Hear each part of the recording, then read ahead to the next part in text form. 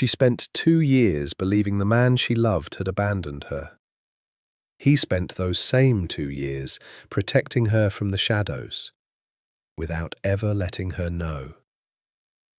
Sometimes the greatest act of love looks exactly like betrayal. You are listening to a story exclusively narrated on the Dark Romance Stories channel. Relax and step into the world of love stories filled with mystery, emotions, and passion. Don't forget to like, subscribe to the channel, and leave a comment to support us. This content is the property of Dark Romance Stories. Please do not copy or re-upload it in any form. Rain had a way of turning New York into a mirror. From the 90th floor of the Moretti Tower, Grace Sullivan watched the city dissolve into ribbons of gold and black, the wet streets far below throwing the lights of 1,000 strangers back up at the clouds. 4 years she had lived above this city, and still it never failed to make her feel like a woman standing at the edge of something she could fall from. She pressed her palm against the cold glass. Somewhere behind her, in the vast silence of the penthouse, a clock ticked with the patience of a thing that had all the time in the world. She did not. "You're up late again," came the voice. She didn't turn. She didn't need to. She knew the weight of his footsteps on marble, the way she knew her own heartbeat, measured, unhurried.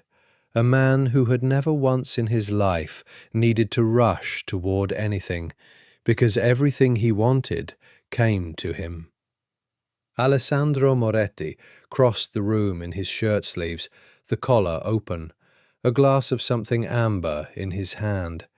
Even undone, he looked assembled. That was the thing about Sandro that had frightened her in the beginning and undone her later. The stillness of him. A gun could be pointed at his head, and he would ask, in that low, patient voice, whether the man holding it had considered the consequences. "I couldn't sleep," Grace said. "You never can when it rains."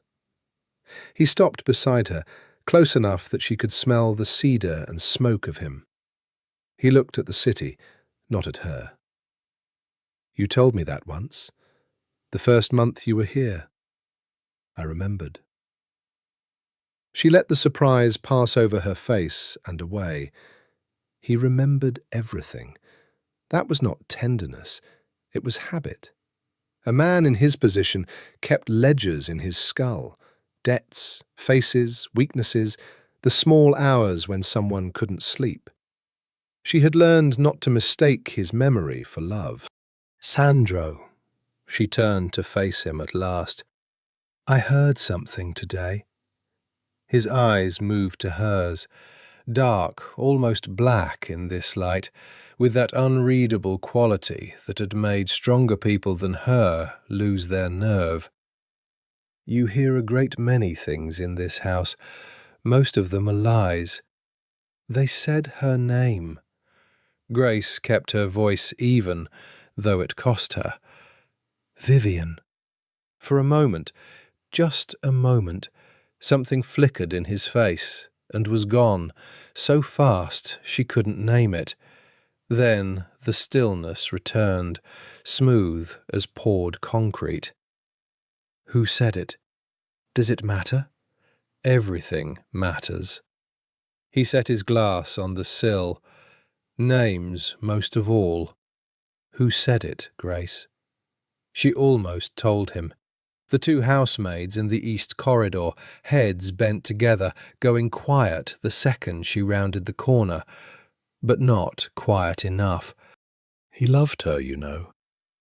Before. The one this new one looks like. They say she's coming back. She had stood frozen in the hallway, with a basket of folded linens in her arms, feeling the floor tilt beneath her. "It doesn't matter," Grace said again. "What matters is whether it's true. Is she coming back?" Sandro was quiet for a long time. Outside, thunder rolled somewhere over the harbour, distant and enormous. "Vivian Lombardi returned to New York 3 days ago," he said finally. "She requested a meeting. I have not decided whether to grant it." The words landed in Grace's chest like stones dropped into still water. She had known, some animal part of her had known from the moment she heard the whispers, and yet hearing him confirm it emptied her out completely. 3 days, she repeated. "You've known for 3 days. I don't report my movements to you." It wasn't cruel, the way he said it. That was almost worse. It was simply fact, delivered the way he delivered all facts, as though the feelings of the person hearing them were weather that would pass. "You knew what this was when you signed. When you signed. The contract. Always the contract, laid between them like a blade on a table. She would be his companion, his mistress, the woman in his bed and on his arm, and in exchange, her family's ruin would be undone. Clean terms, no promises of the heart, because the heart had never been on the table. She had signed it in a lawyer's office with her hands shaking, believing herself a woman purchasing survival with the only currency she had left.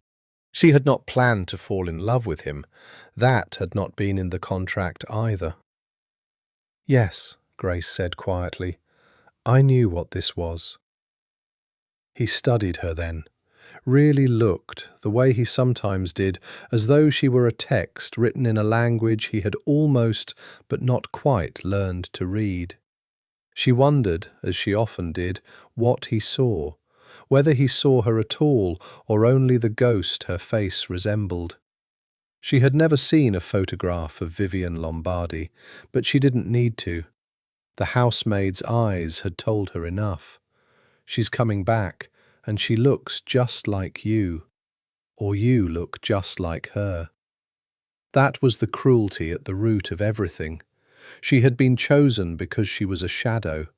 She had spent 4 years learning to love a man who had reached for her only because she reminded him of someone else. "Grace." His voice softened, or seemed to. He reached out and touched her jaw with 2 fingers, tilting her face up to the light. "Whatever you heard, whatever they told you, you are here. She is not. For now." His thumb traced the line of her cheekbone.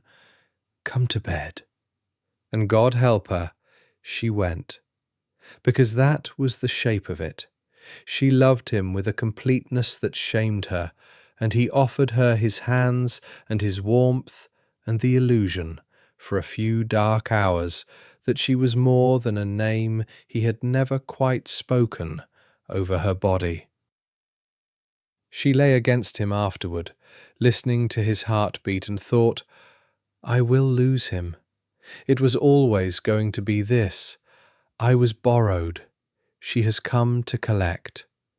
She did not sleep. She watched the rain until the grey light of morning crept over the city, and she made herself a promise she did not yet know how she would keep. That when the collecting came, she would not humiliate herself by clinging. She would leave with her dignity, if nothing else. She did not yet know that in 3 weeks she would leave with far more than that. She did not yet know about the small, insistent flutter that had already begun, quiet as a secret, beneath her heart. Downstairs, in a rented apartment across the park, Vivian Lombardi was applying red lipstick in a gilt mirror and smiling at her own reflection. And 2,000 miles away, none of them yet knowing the game had already begun, a little white house stood empty by the California shore, waiting for a woman it had never met. Sandro granted the meeting on a Thursday. Grace knew because she was told, not by him, but by the staff, whose loyalty ran in the direction of whoever held the most fear over them, and who had decided, in the way of servants everywhere, that the returning mistress was the safer wager. All morning the house had rearranged itself around an arrival, fresh flowers in the foyer, the good crystal, a tension in the air like the held breath before a slap. Grace had considered staying in her rooms. She had considered, more seriously than she liked, walking out the front door and never returning. Instead, she came down the great curving staircase at noon, in a dove-grey dress, her chin level, because if she was to be dismissed, she would be dismissed standing up. Vivian Lombardi was in the drawing room. The housemaids had not lied. Grace stopped 3 steps from the bottom, one hand on the banister, and looked at a woman who might have been her own reflection glimpsed in a warped and older glass. The same dark hair, the same wide-set eyes, the same fine bones. But where Grace's face held something open, something that had not yet learned to lie for a living, Vivian's held everything Grace's did not. A knowing curl at the corner of the mouth, a stillness in the eyes that had nothing to do with peace. "So," Vivian said, rising from the chaise with unhurried grace, "you're the one." "I'm Grace. I know your name." Vivian crossed the room, and the closer she came, the clearer the resemblance became, and the more it curdled into something else. Like looking at a portrait that had been painted by someone who hated its subject. "He told me. Grace Sullivan, the daughter of the man who lost everything to the Castellano Bank." A smile. "How fortunate that Sandro was there to catch you." "Fortune had nothing to do with it," Grace said. Something flickered in Vivian's eyes, interest or its imitation. "No, I don't suppose it did." She stopped a pace away and let her gaze move over Grace's face like fingers over a familiar object. "It's uncanny, isn't it? I saw the photographs and I didn't believe them, but here you are. His little copy." She said it gently, almost pityingly. "You poor thing. Do you know why he chose you?" Grace said nothing. She would not give this woman the pleasure of watching the wound open. "Because of me." Vivian's voice dropped to something confidential, sisterly, obscene. 4 years ago, I left him. He was... well, you've heard the stories. He'd lost the Eastern Territories. The Castellanos were circling. The family was one bad night from collapse. I loved him. A pretty catch in her throat. God, I loved him. But I had no choice. Staying would have gotten us both killed. So I ran, and I have hated myself for it every single day since. She pressed a hand to her chest. And then he found you. A woman with my face. He built a whole little arrangement around you. Her eyes glittered. You must have wondered, in the dark, whose name he was really thinking. Get out of my way, Grace said, very quietly. Oh, sweetheart. Vivian stepped aside, with a small, mocking bow, and as Grace passed, she added, in a voice pitched just for her, I only tell you because someone should. It's kinder than letting you find out slowly. A pause. I've come home, Grace. He and I have a great deal to discuss. Grace did not run. She walked, spine straight, through the foyer and up the stairs and into her rooms. and only when the door was shut and locked did she press her back against it and slide down to the floor and let herself shake. She was still on the floor when the nausea rose, sudden, total, a wave that had nothing to do with grief. She barely reached the bathroom in time. Afterward, she knelt over the cold porcelain, gasping, and did the arithmetic she had been refusing to do for 2 weeks. The dates, the mornings, the strange new tiredness that pulled at her like an undertow. She sat back on her heels and put a hand flat against her stomach. "No," she whispered. "No, no, not now, not now." But the body kept its own ledgers, and it had already decided. That night, Sandro did not come to her rooms. She lay awake and heard, or imagined she heard, the low murmur of voices in the study far below, his and hers, the woman with her face, and she pressed her hand against her belly in the dark, and made her decision in the way one makes decisions at 3 in the morning, when despair wears the mask of clarity. She would not raise a child in a house where she was a shadow.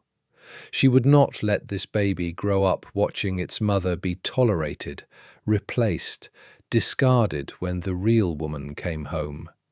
She would not fight Vivian Lombardi for a man whose heart had, she was now certain, never been hers to begin with. She would go, quietly, cleanly, before anyone could stop her. She would give the woman with her face the place she had come to reclaim, and she would take the one thing in this house that was wholly, entirely, indisputably her own. She began, that very night, to plan. 2 floors below, in the study, Sandro Moretti sat across from Vivian Lombardi with a glass of untouched whiskey before him and let her talk. He watched her weave her story, the regret, the longing, the years of exile, and he did not believe a single word of it. He had known she was coming before she knew it herself. He knew who had sent her. He knew whose bed she had warmed in the 4 years she had wept over losing his. And he sat very still, the way a man sits when he has decided to let a snake believe the field is empty, and he thought about the woman upstairs with the frightened eyes, and he thought, soon. Let them show their hand first. Then I will burn it all down around them, and she will never have to see the flames. He did not know she was already packing. In the days that followed, the house turned against Grace with the quiet efficiency of a machine built for exactly that purpose. It began small, as these things do. The flowers in her rooms stopped being changed. Her breakfast came late, or cold, or not at all. When she rang for the car, the driver was mysteriously occupied. Once, twice, a dozen times, she rounded a corner to catch the tail end of a conversation. Her name, a laugh, the particular hush of people who have been saying things they would not say to her face. She was not a fool. She knew orchestration when she saw it, but knowing the hand behind the knife does not make the knife hurt less. "He kept her photograph," one of the maids said, not quite quietly enough, polishing silver in the dining room as Grace passed. "For years. In the drawer of his desk. I've seen it." "He never looks at this one the way he looked at her," said another, in the garden, pretending not to know Grace was on the other side of the hedge. "You can tell. This one's just a stand-in," the first finished, and they both laughed, low and cruel. And Grace stood among the roses with her hand pressed to her mouth. She should have gone to Sandro. Some part of her knew that. She should have laid it all before him, the whispers, the cruelties, the campaign of small humiliations, and let him do what he did to people who displeased him. But to do that, she would have to admit how much it wounded her, and to admit that was to admit she loved him, and to admit that was to hand Vivian the final weapon. So she said nothing. She endured. And in the enduring, she became more certain than ever that she had never belonged here at all. Vivian, for her part, played the wounded lamb to perfection. In front of the staff, she was gracious to Grace, gentle, faintly pitying. The poor girl, she can't help what she is, which only sharpened the servant's contempt, because there is no cruelty like the cruelty of people flattering a rising power at the expense of a falling one. In private, when she caught Grace alone, the mask slipped. "Still here?" she murmured once, passing Grace on the stairs. "You have more endurance than I gave you credit for." Or less pride. A smile. "Don't worry, it won't be much longer." Grace said nothing. She had learned that silence cost Vivian more than any answer could. But that night she was sick again, twice, and she lay curled on the bathroom floor with her cheek against the cool marble, and understood that she could not do this. Not for months, not with a child growing inside her, drinking the poison of her days. She thought of her mother, dead these 6 years, and what she would have said. A woman's dignity, Gracie, is the one thing no one can take. You have to give it away. She would not give it away. Not to this house, not to that woman, not to a man who had never once said her name as though it were the only name in the world. She began to gather her things, not all of them, only what would fit in a single case, only what would not be missed. Cash she had saved from the allowance he insisted on giving her, an allowance she had never touched, tucked away in the lining of a coat. A little jewellery she could sell. Her passport. She researched, on the phone she was careful to keep clean, small towns on distant coasts, places where a woman with dark hair and a haunted face could disappear and begin again. And through it all, in the strange way of the human heart, she loved him more, not less, because now that she was leaving, she let herself look at him openly, at breakfast, across a room, in the half-light of the rare evenings he still came to her, and memorize him. The way he held a glass, the scar at his hairline she had never asked about, the rare, private smile that broke over his face, perhaps once a month, unguarded, that she had spent 4 years learning to earn, and would now never see again. One evening he came to her rooms and found her at the window, and he stood in the doorway a long moment before he spoke. "You've been avoiding me," he said. "I've been tired." "You've lost weight." He crossed to her, took her chin in his hand, turned her face toward the lamp. His eyes moved over her with an attention that undid her every time. "You're pale. Are you ill?" "I'm fine, Sandro." "Don't lie to me." Sharper now. "Not you. Everyone in this house lies to me. Not you." His thumb moved along her jaw. "Tell me who's been troubling you, and I'll deal with it." For one wild moment, she almost told him everything. Vivian, the maids, the whispers, the baby, all of it. She looked up into his dark, unreadable face, and she saw, or thought she saw, something there that might have been tenderness, and her heart leapt toward it like a fool. Then, from the hall below, a laugh.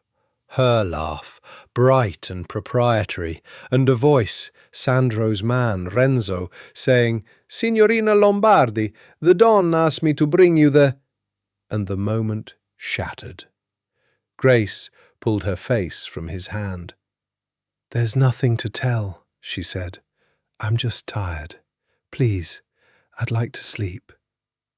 He studied her for a long, dangerous moment.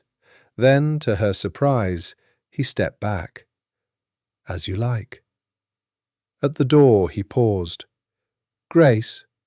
She looked up. Something worked behind his eyes, some sentence he did not, in the end, say. Rest, was all it became, and he was gone. She stood at the window for a long time after. Then she took the coat with the money in its lining out of the wardrobe and laid it across the case. And she knew that she would go before the week was out. It rained that night. It seemed to her that it was always raining now. She chose a Tuesday because on Tuesdays Sandro's schedule took him downtown to the club he owned in the meatpacking district, Elysium, all black glass and gold light, where the family's real business was conducted in rooms the dancers never saw. And he did not return until the small hours. She chose the rain because the rain covered a great many things. Footsteps, engines, the sound of a woman crying. She wrote him a letter. She wrote it 7 times and burned 6 of them. The 7th she left on the pillow, and it said only what she could bear to say, and nothing of what she could not. Sandro, you gave me more than the contract promised. I am giving back what was never really mine to hold. She's home now, and I know what that means. Don't look for me. Let this be the one clean thing between us. G. She did not write, I love you. She did not write, I am carrying your child. Some truths you keep for yourself, because they are the only things that are yours. At 11:30 she went down the service stairs with a single case and the coat over her arm. The house was quiet. She had chosen her hour well. The night guard at the service entrance was a young man named Tommaso, who had a soft spot for her because she had once brought him coffee on a freezing night when everyone else had walked past. And when he saw her, he stood up straight, alarmed. Signorina Grace, it's late. Where? I couldn't sleep, Tommaso. I want to walk, just to the corner and back. He glanced at the case in her hand. She saw the calculation move across his young face, his orders, his fondness, the rain, the hour. I should call the car, he said uncertainly. No cars. She smiled, and it took everything she had. Please, I just need air. I feel like a bird in a cage in there. You know how it is. She touched his arm. It's our secret. I'll be back before anyone's the wiser. He should not have let her. He knew it even then. He would know it more sharply later, in a small, windowless room, explaining to a man with terrible, patient eyes exactly how he had let the Don's woman walk out into the rain. But he was young, and she was kind, and the world had not yet taught him what it costs to be kind to the wrong person at the wrong moment. 10 minutes, he said. Then I'm coming to find you. 10 minutes, she agreed, and stepped out into the rain. She did not go to the corner. She went to the parking structure 2 blocks east, where, that afternoon, using cash and a false name, she had left a plain grey sedan. She threw the case in the back and sat for a moment behind the wheel, with the rain drumming on the roof and her whole body shaking. And she thought, if I start this car, there is no going back. He will never forgive it. Whatever we were, it ends here. She started the car. She drove out of the city with her hands white on the wheel and the wipers beating and the great lit towers of Manhattan sliding away behind her in the mirror. Somewhere in one of them, a woman with her face was laughing in a warm room. Somewhere downtown, in a room of black glass, a man she loved was doing the cold arithmetic of power, not yet knowing that the one warm thing in his life was driving west into the dark. She cried until she couldn't see, And then she pulled over on the shoulder of the turnpike and put both hands on the wheel and her forehead on her hands and wept until there was nothing left. And then she wiped her face and drove on. At the tower, 10 minutes came and went. Tommaso went out into the rain and walked to the corner and back and did not find her. He walked to the next corner. Then, cold with a fear that had nothing to do with the weather, he called Renzo. Renzo called the club. At Elysium, in a room above the dance floor, Sandro Moretti was told that the Sullivan woman had left the tower on foot at 11:30 and had not returned. He set down his glass. He did not raise his voice. That was the terrifying thing about him. The worse it was, the quieter he became. "Where?" he said. "We don't know, boss. Tommaso says she wanted air. She had a case." He thought, a case. Something moved through Sandro's face and was gone. She took a case. He was already standing, already moving. By the time he reached the street, the car was waiting, and he sat in the back, with his phone in his hand, and his jaw like stone. And he made calls, and calls were made, and the vast, quiet machinery of the Moretti family turned its attention to the finding of one woman in the rain. They found the letter at 1 in the morning. Renzo brought it to him in the study, and Sandro read it once, twice, and then sat very still with the paper in his hands for a long time. "She's home now, and I know what that means." He understood then what Vivian had done. The whispers, the maids, the slow poisoning of the one clean thing. He had thought he was watching the game. He had not seen that they had reached past him, to her, and turned his own silence into a weapon against him. "Boss," Renzo said carefully, "do we bring her back?" Sandro looked at the letter. "Don't look for me. Let this be the one clean thing between us." And here was the mistake that 4 years and a great deal of blood would be required to undo. Because Sandro Moretti, who understood power and patience and the long game better than any man alive, understood the human heart hardly at all. He thought, the family is a battlefield now. Vivian is Marco's blade, and the purge is coming, and there will be blood on these floors before it's done. If I bring her back, she'll be in the middle of it. They'll use her against me. They'll hurt her to hurt me. She'll be safer out there, thinking herself free, than in here beside me. It was the reasoning of a man who had decided that love was best served by distance. It was, in its cold way, a kind of devotion. It was also the cruelest thing he ever did to her. "No," he said, "don't bring her back." He folded the letter and put it in his breast pocket, over his heart, where it would stay. "Find her. Watch her. Whoever she goes to, wherever she lands, I want eyes on her day and night. She is not to be touched. She is not to be frightened. She is not to know." He looked up, and his eyes were terrible. "If a single hair on her head is harmed, I will hold every one of you responsible. Do you understand me?" "Yes, boss." "Go." And so it began.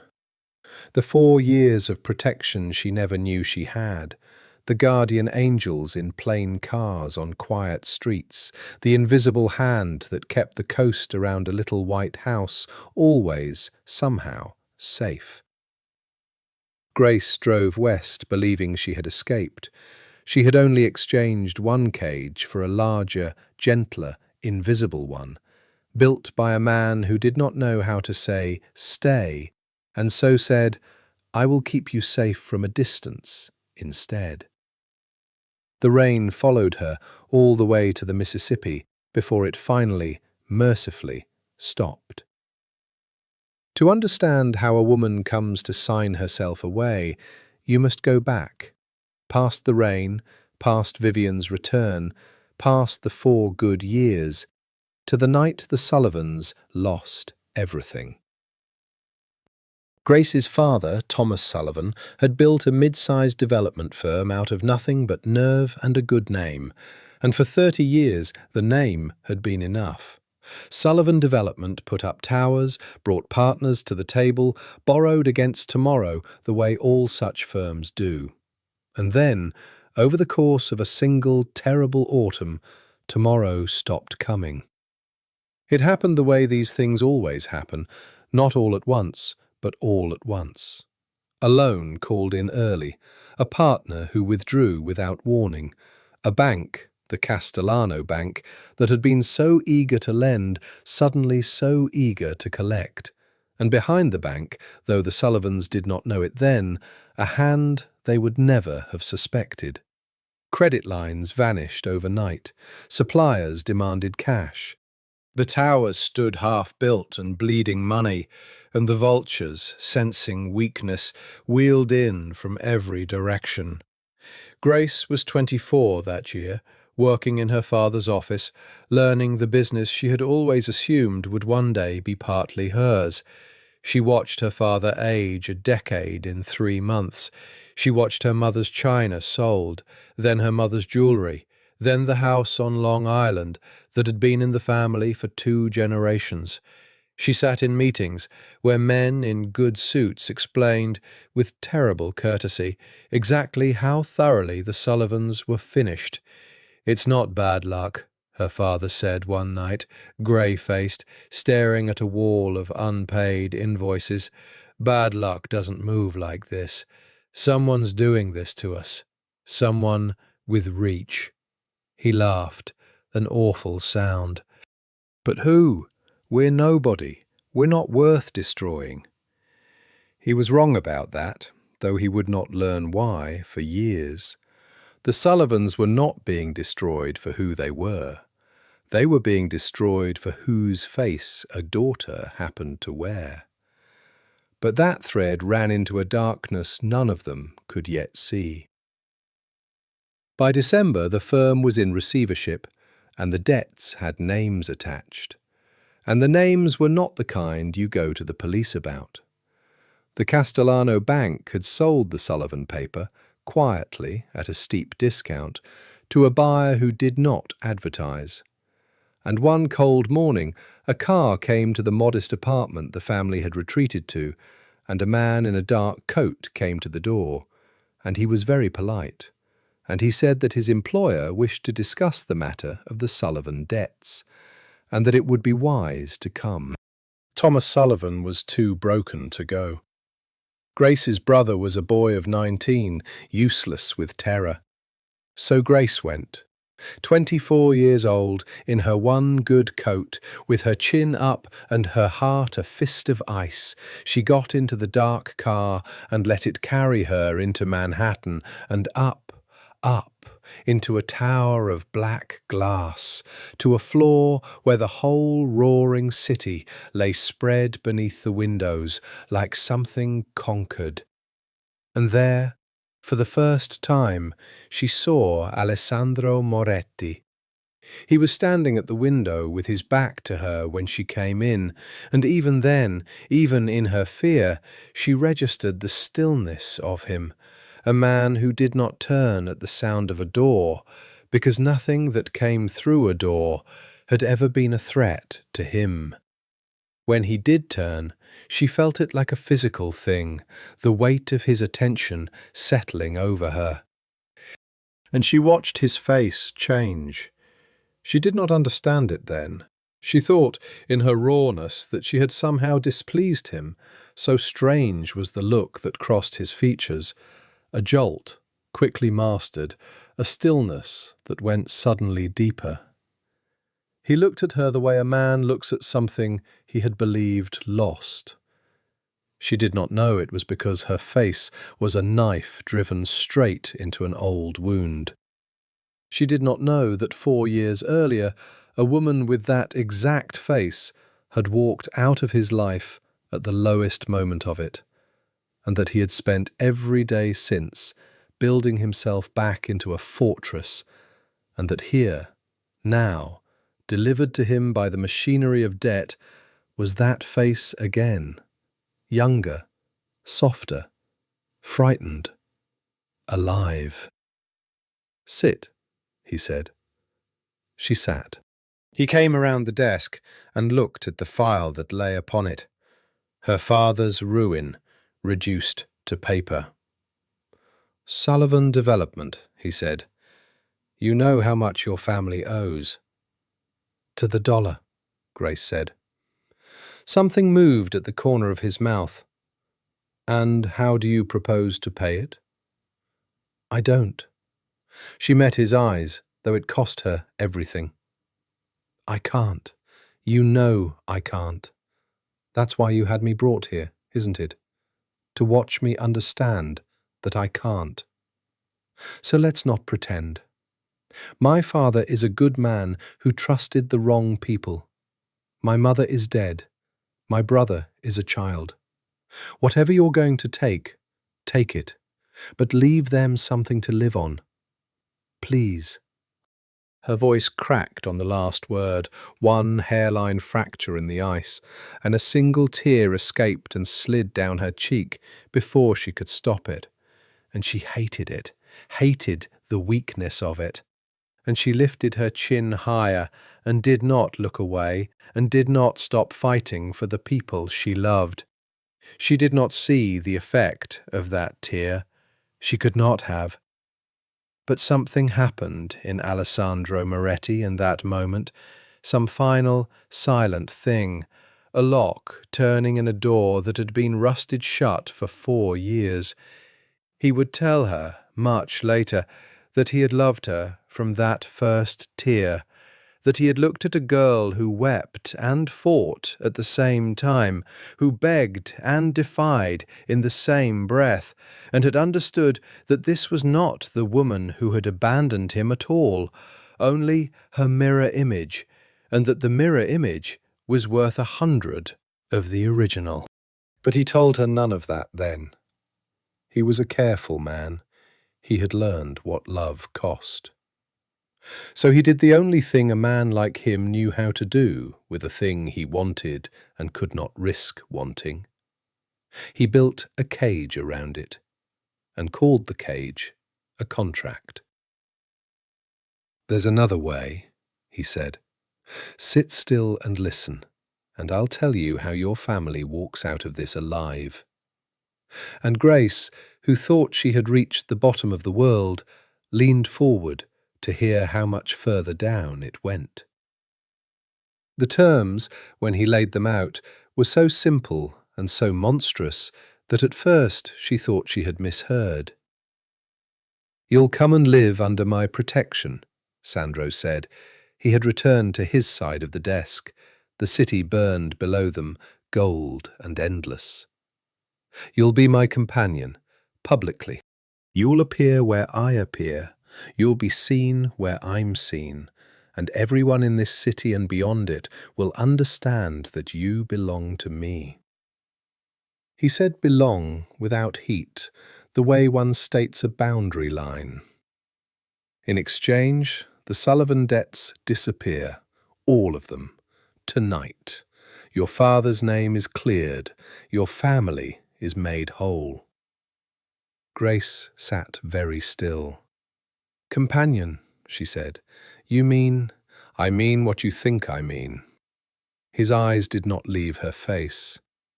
"I won't insult you by dressing it up.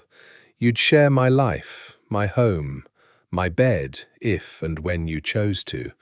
That part is not in the contract, and I want you to hear that clearly. I don't take what isn't given. But the appearance of it is not optional. The world has to believe it's real." "Why?" The word came out of her before she could stop it. "Why would you? I'm nobody. You could have any woman in this city. Why buy a bankrupt stranger?" For a long moment, he said nothing. She would understand, years later, what she had asked and how impossible it was for him to answer. Because you have her face and none of her poison. Because I looked at you and I wanted, for the first time in 4 years, to keep something. Because I would rather own your survival than watch you sold off to my enemies, who would use you against me the moment they learned your name. What he said was, "My reasons are my own." That's not an answer. It's the only one you'll get. He slid a folder across the desk. The debts are real. The offer is real, and it expires when you walk out that door. You can go home to your father and tell him you refused, and watch what happens to your family over the next 6 months. Or you can sign and end it tonight. He leaned back. I'm not a patient man about most things. About this, I'll give you an hour. She did not need an hour. She thought of her father's grey face, her brother's terror, the house already gone, the china already sold, the future already foreclosed. She thought of every person she loved, standing at the edge of a ruin she alone had been given the power to reverse. And she understood that dignity, in the end, was a luxury of the solvent, and that she was not solvent, and that some prices you pay because the alternative is watching the people you love pay them instead. Give me the pen, she said. He gave her the pen.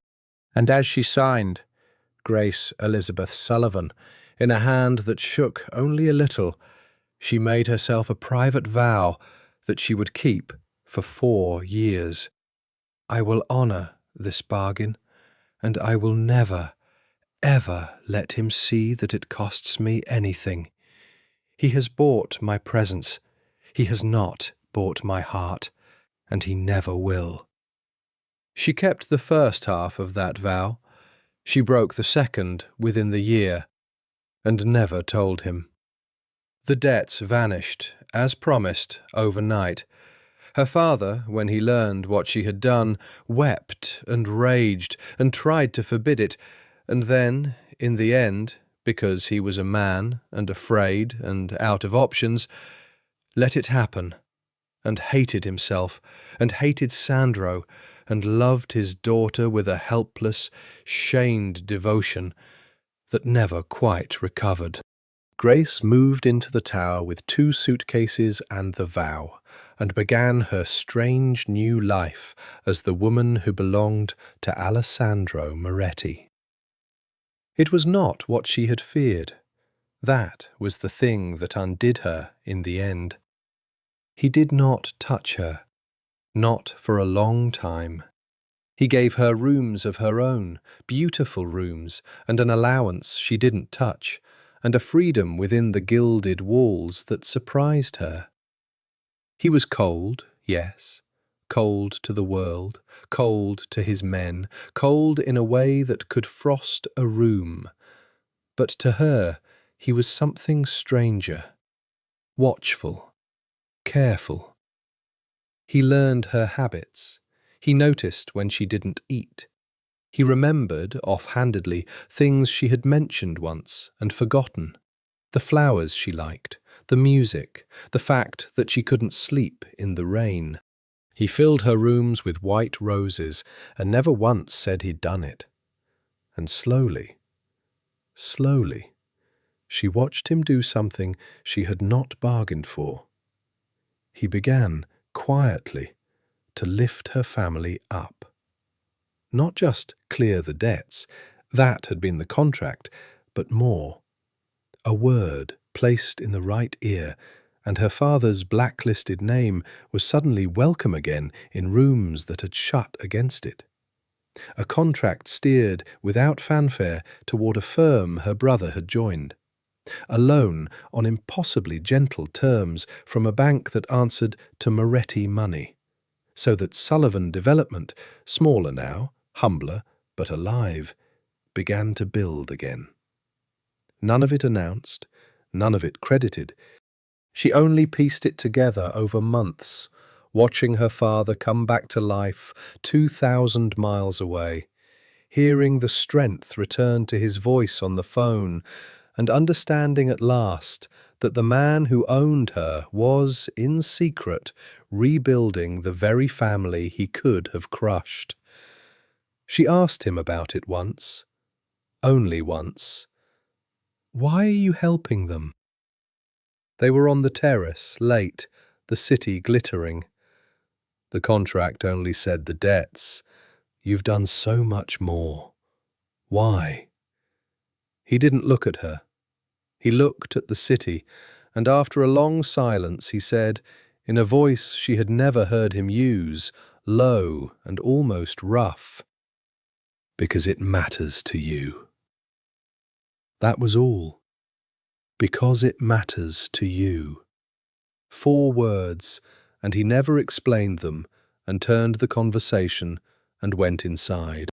But Grace stood on the terrace with her heart cracking open like ice in spring, and she knew, with a certainty that frightened her, that the second half of her vow was already lost, that she loved him, that she had, perhaps, loved him a little from that first day when a cold and terrible man had looked at a weeping girl and offered her, in the only language he knew, a way to save everyone she loved. She loved him, and she never dared to say it, and that failure of nerve would one day drive her out into the rain. They were good, the years between. She would remember them, later, in the little house by the sea, remember them so vividly it hurt, turning them over like stones warmed by the sun. There was the first time he touched her. It was not on the night she signed, nor the next, nor for many months after. It came on an ordinary evening in her second winter in the tower, when a rival had made a move against the family, and the house had been full of tension and armed men for a week, and she had waited up for him, unable to sleep, and he had come in near dawn with blood on his cuff that was not his own, and a look on his face like a man walking back from a war. She had gone to him without thinking, crossed the room and taken his hand, and looked at the blood, and then up at his face, and something in her chest had simply broken open, and she had said, not planned it, just said it, "You're home. You're all right. Thank God." And he had looked at her, this cold and dangerous man, as though no one had waited up for him in a very long time, as though the words, "You're home," had struck him somewhere no bullet ever had. "Grace," he said, just her name. And then he had kissed her, and it had been nothing like the transaction she had braced herself for on the night she signed. It had been a man reaching, in the dark, for the one warm thing in a cold world. And it had been her reaching back. And whatever the contract said, there was nothing bought or sold in it at all. After that, they were, in every way that the contract had left optional, real. She moved her things into his rooms. She learned the topography of him, the scar at his hairline, a bottle, a boyhood fight in Naples, he told her once, the only piece of his childhood he ever gave her. The old bullet wound below his ribs, the particular tension in his shoulders that meant a bad day among his men. She learned that he slept badly and woke without a sound, instantly alert, and that if she woke first and lay still against him, he would, sometimes, sleep an hour longer. She counted those hours as her greatest achievements. He was not soft. Let no one imagine he became soft. He remained to the world exactly what he was, the Don of the Moretti family, a man whose displeasure ended careers and, occasionally, lives, a man who ran an empire of clubs and construction and darker things beneath the shining city, and who ran it with a patience and a ruthlessness that made even his enemies careful. She saw that side of him too. She saw the door close on his face when business walked in. She learned which rooms to leave, which calls not to overhear. She never asked what she didn't want to know. Some nights the tower filled with hard-eyed men and low voices, and she stayed in their rooms and read, and did not ask in the morning why one of the men who had been there was suddenly never mentioned again. She told herself she could live with the darkness because she never had to look directly at it. She was wrong about that, but the wrongness was years away. What she could not live with, what she never quite made peace with in all those good years, was the silence at the centre of him. Because for all their closeness, there were things he never said.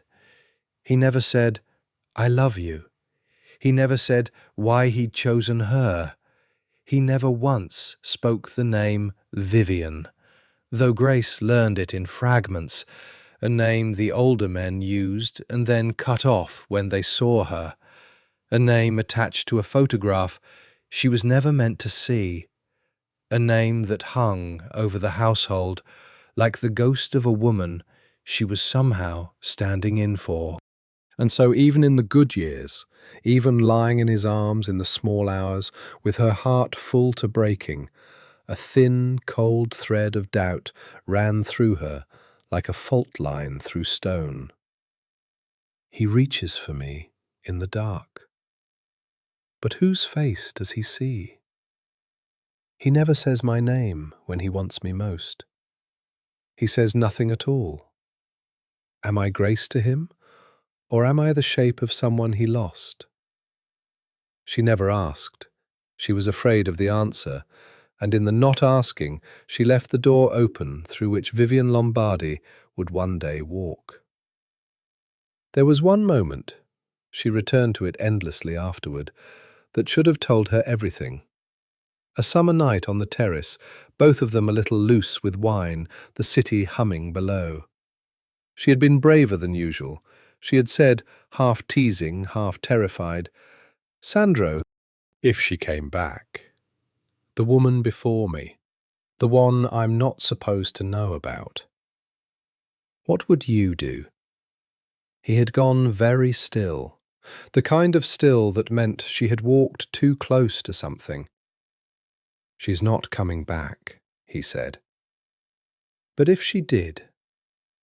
He turned and looked at her, and his face in the low light was unreadable, and he said, slowly, as though choosing each word from a locked box, "If she came back, it would be because someone sent her, and I would want to know who." A pause. "It would have nothing to do with love, Grace. That died a long time ago. Whatever comes back wearing her face, it won't be love."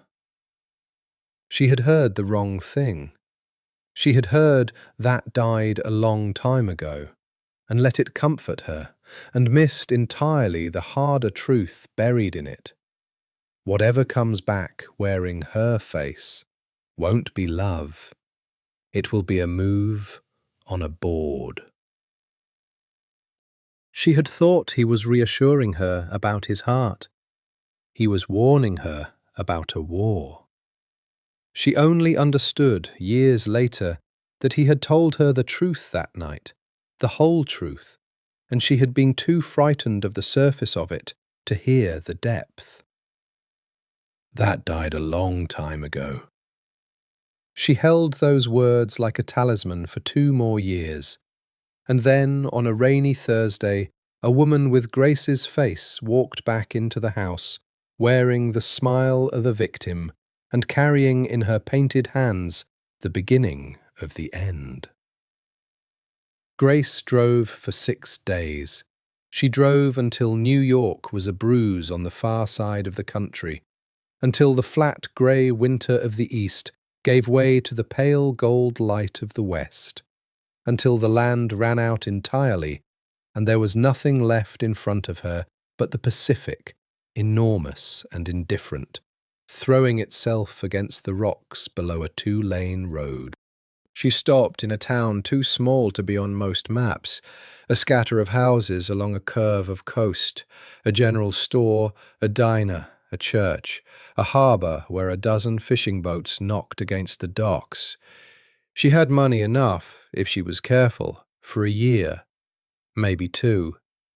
She found a little white house at the end of a lane, weathered and salt-stung, with a porch that faced a water and a garden gone to seed, and she rented it from an old woman named Mrs. Delgado, who asked no questions beyond whether Grace could pay, and who, when she saw the particular haunted quality of the young woman's face, quietly knocked 10% off the rent and never mentioned it. Grace did not know, could not have known, that within a week of her arrival, a man in an unremarkable car had rented a cottage half a mile up the coast, and that he was one of 3 who would rotate through it over the coming years, and that they answered to a number that answered to New York. She did not know that the reason the town felt so safe, so gently sealed off from the world, was that a great deal of quiet money had made certain it stayed that way. She thought she had found a hiding place. She had been placed in a sanctuary. She was 10 weeks along when she arrived. She found a doctor 2 towns over, a kind woman near retirement, and she said her husband had died. The lie came easier than the truth, and the doctor was gentle with her and confirmed what her body had already told her. A healthy pregnancy. A due date in the summer. The first months were the hardest. Not the body. The body adjusted, swelled, ripened, did its ancient work without asking her permission. It was the nights. She would lie in the little white house with the sea breathing outside the window and reach, half asleep, for a warmth that wasn't there, and wake fully to the cold and the dark and the enormous fact of what she had done. She had left him. She had taken his child and left, and he did not know, and he would never know, and someday this baby would ask about its father, and she would have to decide what lie to tell. She grieved him like a death. Some mornings she woke, and for one merciful second forgot, and then remembered, and the remembering was a fresh wound each time. She missed him with a completeness that frightened her. Not the tower, not the wealth, not the life, but him, the weight of him in the dark, the rare private smile, the 4 words on the terrace. Because it matters to you. She turned those words over until they were smooth. She wondered if he had noticed she was gone. She imagined him with Vivian, in the rooms that had been theirs, and made herself stop imagining, because that way lay madness. And then, slowly, the sea did its work. It was impossible to stay entirely broken by that water. It was too old and too vast, and too utterly unconcerned with the sorrows of one young woman. She walked the beach every morning, growing rounder, and the wind scoured something out of her. She began to sleep. She began, tentatively, to garden, to pull the weeds from Mrs. Delgado's neglected beds, and put in her hands and coax something living out of the salt, poor soil. Tomatoes first, then herbs, then, because she could not help herself, flowers. And it was the flowers that saved her in the end. The stubborn insistence of green things on blooming, even here, even at the lonely edge of the world. She made a friend or two. Mrs. Delgado, who brought her soup and did not pry. The doctor. A woman at the diner named Rosa, who had also, it emerged, once run from something, and who understood without needing to be told. The town folded gently around the pregnant widow at the end of the lane, and asked nothing, and gave what it could. And Grace, who had lived 4 years in a golden tower, surrounded by people who watched her for signs of weakness, wept the first time Rosa left a pie on her porch, for no reason at all.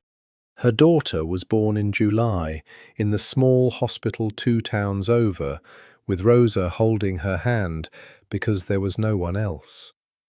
She named her Isabella, for no reason she could have explained, except that it was a name that belonged to no one from before, a clean name, a name that was hers and the baby's alone. Isabella Sullivan, 7 pounds, a shock of dark hair, and eyes that even the nurses remarked on, dark, almost black, watchful even in infancy, the eyes of a man 2,000 miles away who did not know he had a daughter. Grace held her in the grey dawn and wept, and this time the weeping was not all grief. There was something else in it, something fierce and new. She looked down at the small, dark face and made a third vow, and this one she would keep with everything she had. You will never wonder if you are loved. You will never be anyone's shadow. Whatever I lost, whatever I ran from, you will have all of me. And it will be enough. I will make it enough. Half a mile up the coast, a man in an unremarkable car photographed the mother and child leaving the hospital and sent the photograph, encrypted, to a private number in New York. And in a study high above the city, Alessandro Moretti opened the image and looked at it for a very long time. He did not know he had a daughter until that moment. He had ordered his men to watch, to protect, to never intrude, and they had done exactly that, so completely that even the pregnancy had been reported only as the woman appears unwell, possibly ill. No one had wanted to be the one to speculate, and so the truth arrived all at once, in a single photograph. Grace, thinner and browner, and somehow more beautiful than he remembered, coming down the hospital steps into the July sun with a bundle in her arms. Sandro Moretti looked at the photograph of his daughter, and for the first time in a great many years, the coldest man in New York put his face in his hands. And then, because he was who he was, he did not get on a plane. He did not go to her. He looked at the photograph, and then he looked at the reports on his desk, the ones about Marco, about Vivian, about the war that was coming to his house, and he made again the same terrible, loving calculation he had made in the rain. Not yet. Not while they could reach her. Not while there's a single knife in this family that could be turned toward that child. First, I burn it down. First, I make the world safe. Then, only then, I go to the sea. He set the photograph in the drawer of his desk, beside the folded letter that still smelled faintly of her. And he began, in earnest, to plan the destruction of everyone who had made this necessary. To understand the war Sandro was planning, you must understand Marco Moretti. And to understand Marco, you must understand what it is to be born just close enough to a throne to want it, and just far enough away to never quite touch it. Marco was Sandro's cousin, the son of the elder Moretti brother who had died young, passed over by the family's old men in favour of Sandro's line. He had grown up in the great houses, at the edges of the family's councils, close enough to smell the power, and forbidden, always, from holding it. He was clever, cleverer than Sandro in some ways, quicker with a lie, better at the smiling half of the business, the part that happened in daylight over handshakes. And he had spent his entire adult life nursing a grievance that had curdled over the years into something patient and cold and absolutely without loyalty. He had made his first move 4 years earlier, at the family's lowest ebb, when the Eastern Territories were lost, when the Castellanos were circling, when it seemed for one long winter that the house of Moretti might fall entirely. Marco had looked at his cousin, bleeding and cornered, and decided that the time had come. He had not moved openly, that was not his way. Instead, he had turned to the one person closest to Sandro's heart, a woman named Vivian Lombardi, beautiful and hungry, and no more loyal than Marco himself. And he had whispered to her the thing she most wanted to hear. "He's finished. The family's finished. Why go down with a sinking man? Come with me. When it's over, I'll be the one standing, and you'll be beside me."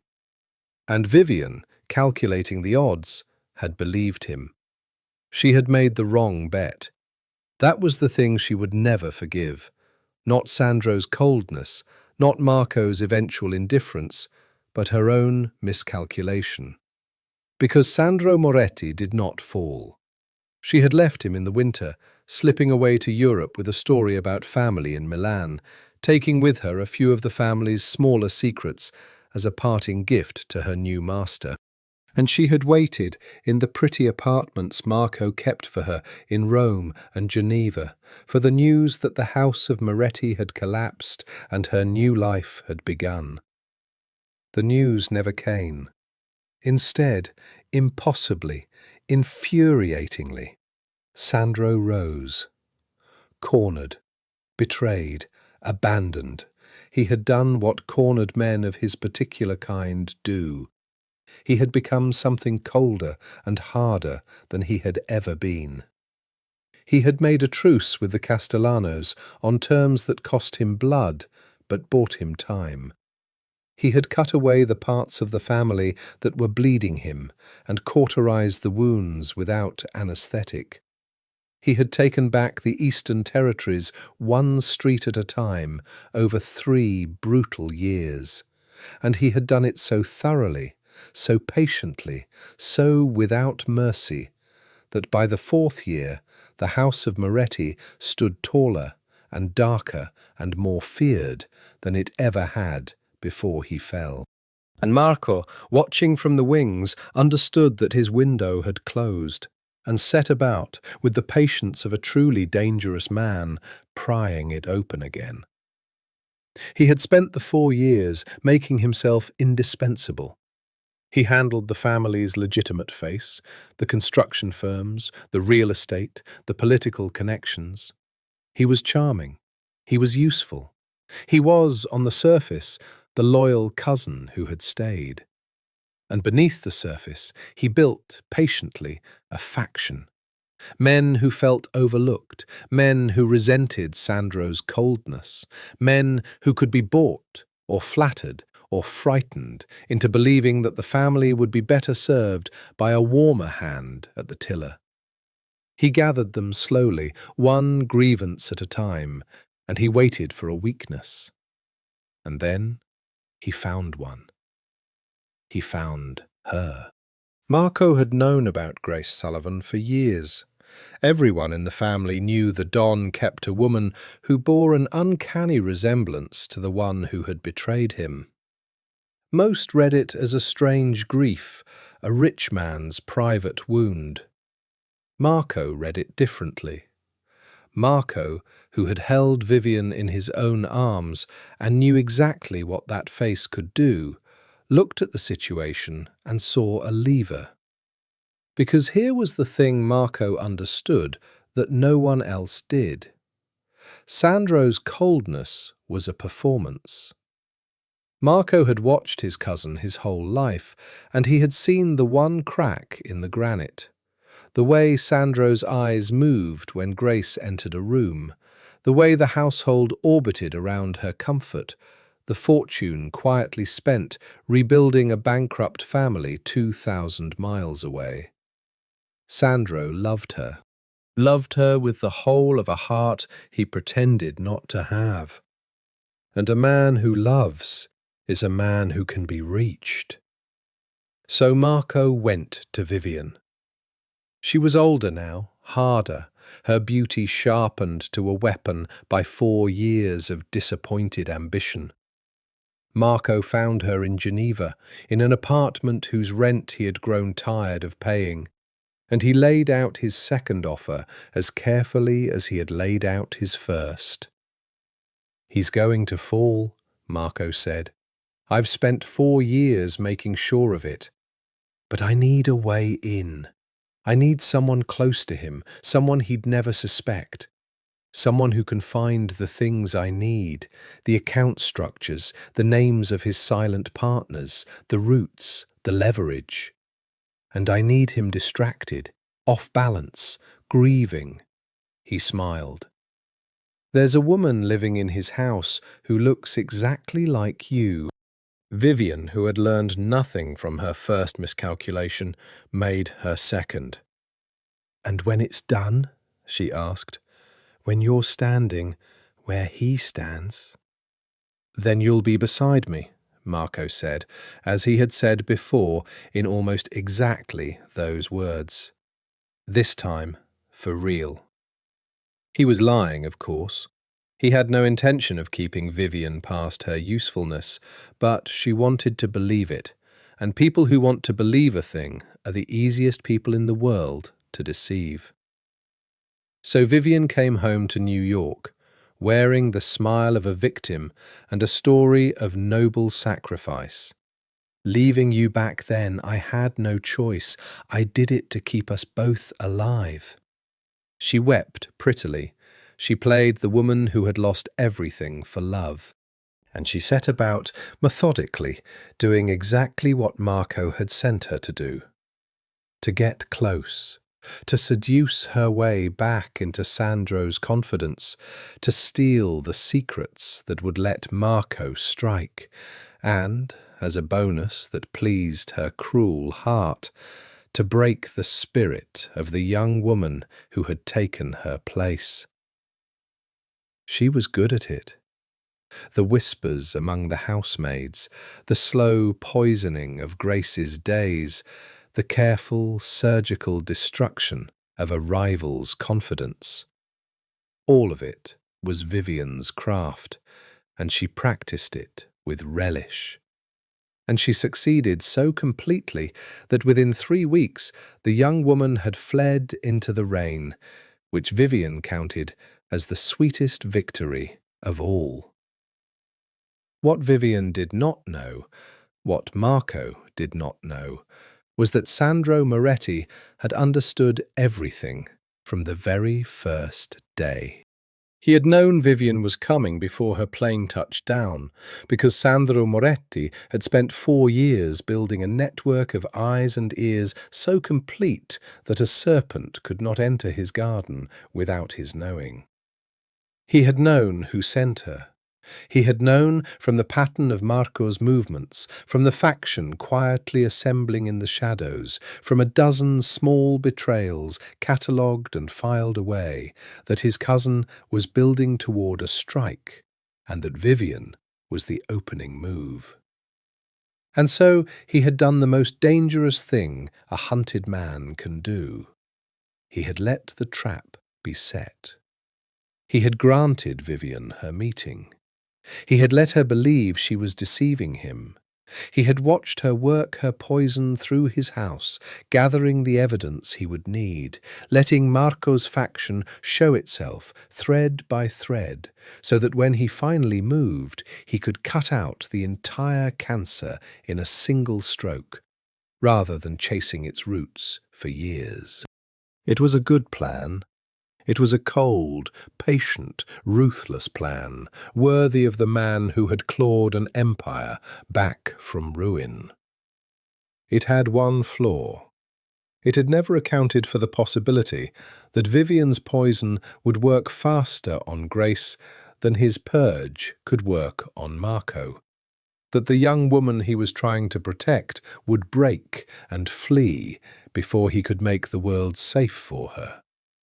He had been watching the serpent so closely that he had failed to watch the one thing that mattered most.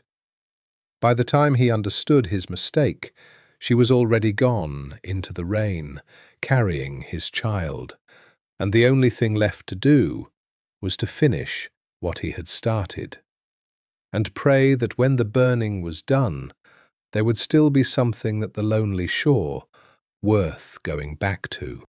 The morning after Grace left, Vivian Lombardi came down to breakfast, expecting to find a household in mourning and a Don in disarray. She found neither. Sandro was at the head of the long table, immaculate, reading the financial pages, a cup of black coffee at his elbow. He did not look up when she entered. He did not look like a man whose mistress had vanished into the night. He looked like a man for whom nothing had happened at all. "Good morning," Vivian said, sliding into a chair. She had chosen her dress with care, something soft, something that made her look younger, more vulnerable. "I heard there was some excitement last night. The girl, she left?" "She did." Sandro turned a page. "I'm so sorry." Vivian arranged her face into sympathy. "That must be painful. Though," a delicate pause, "perhaps it's for the best. She never really understood this world, not the way I did."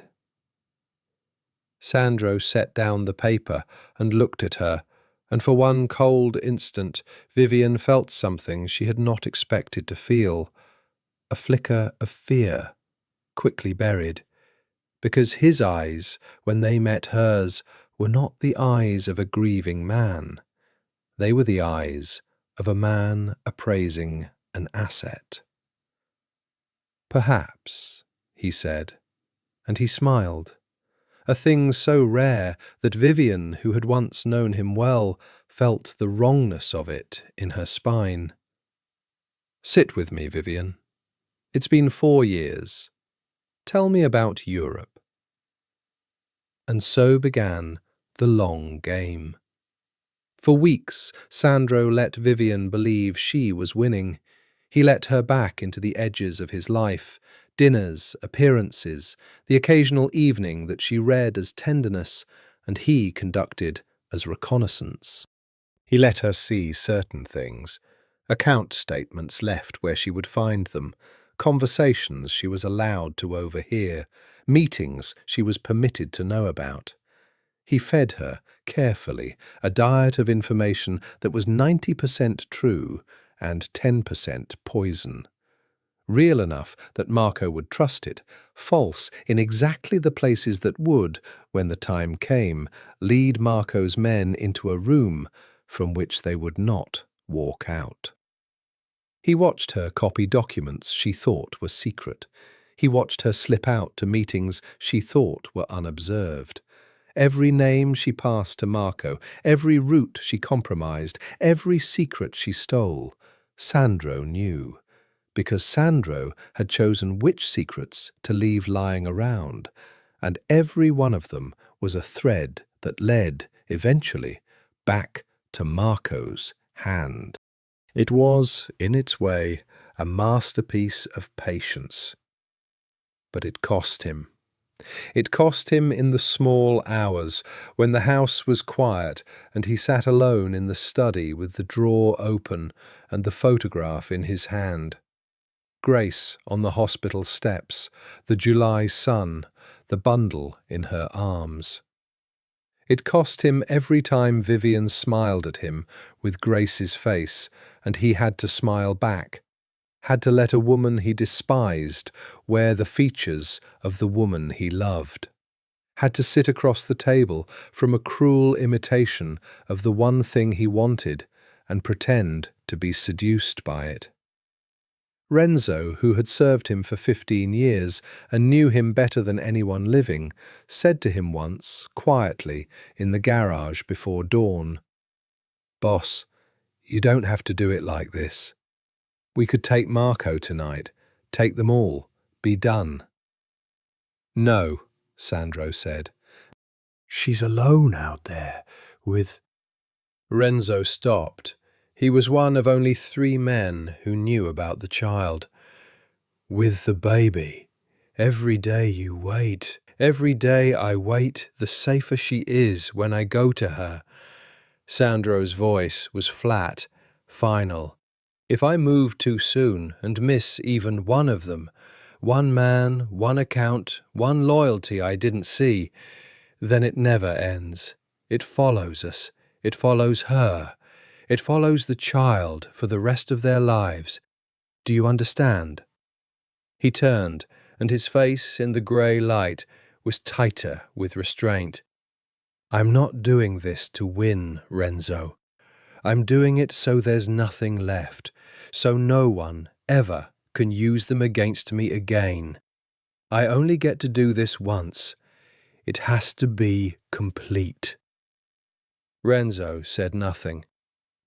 But he understood then the shape of his master's love, that it was not soft, and it was not warm, and it did not fly across the country and the night, but that it was, in its cold and patient way, more total than any love he had ever seen.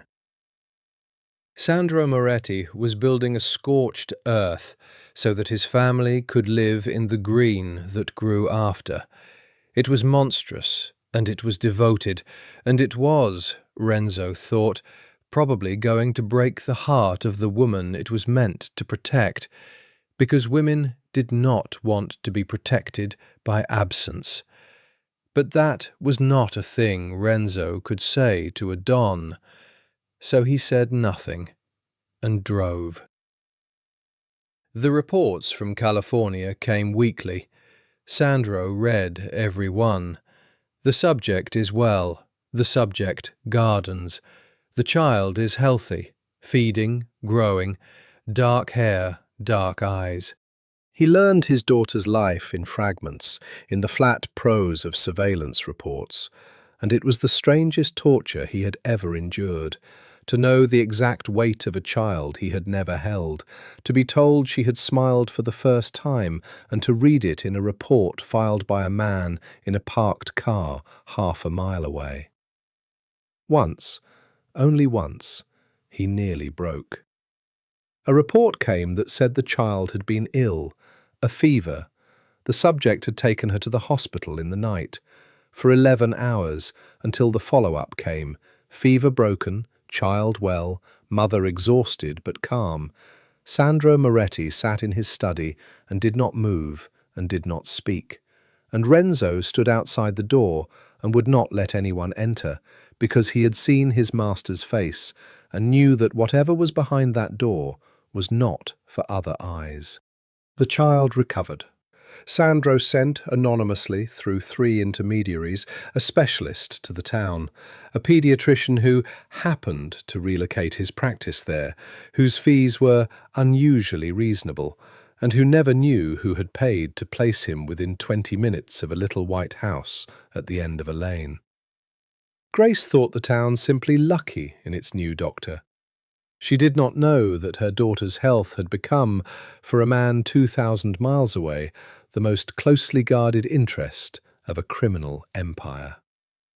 He loved them across the distance with everything he had, and neither of them knew, and the not knowing was the price he had chosen to pay. He told himself it was worth it.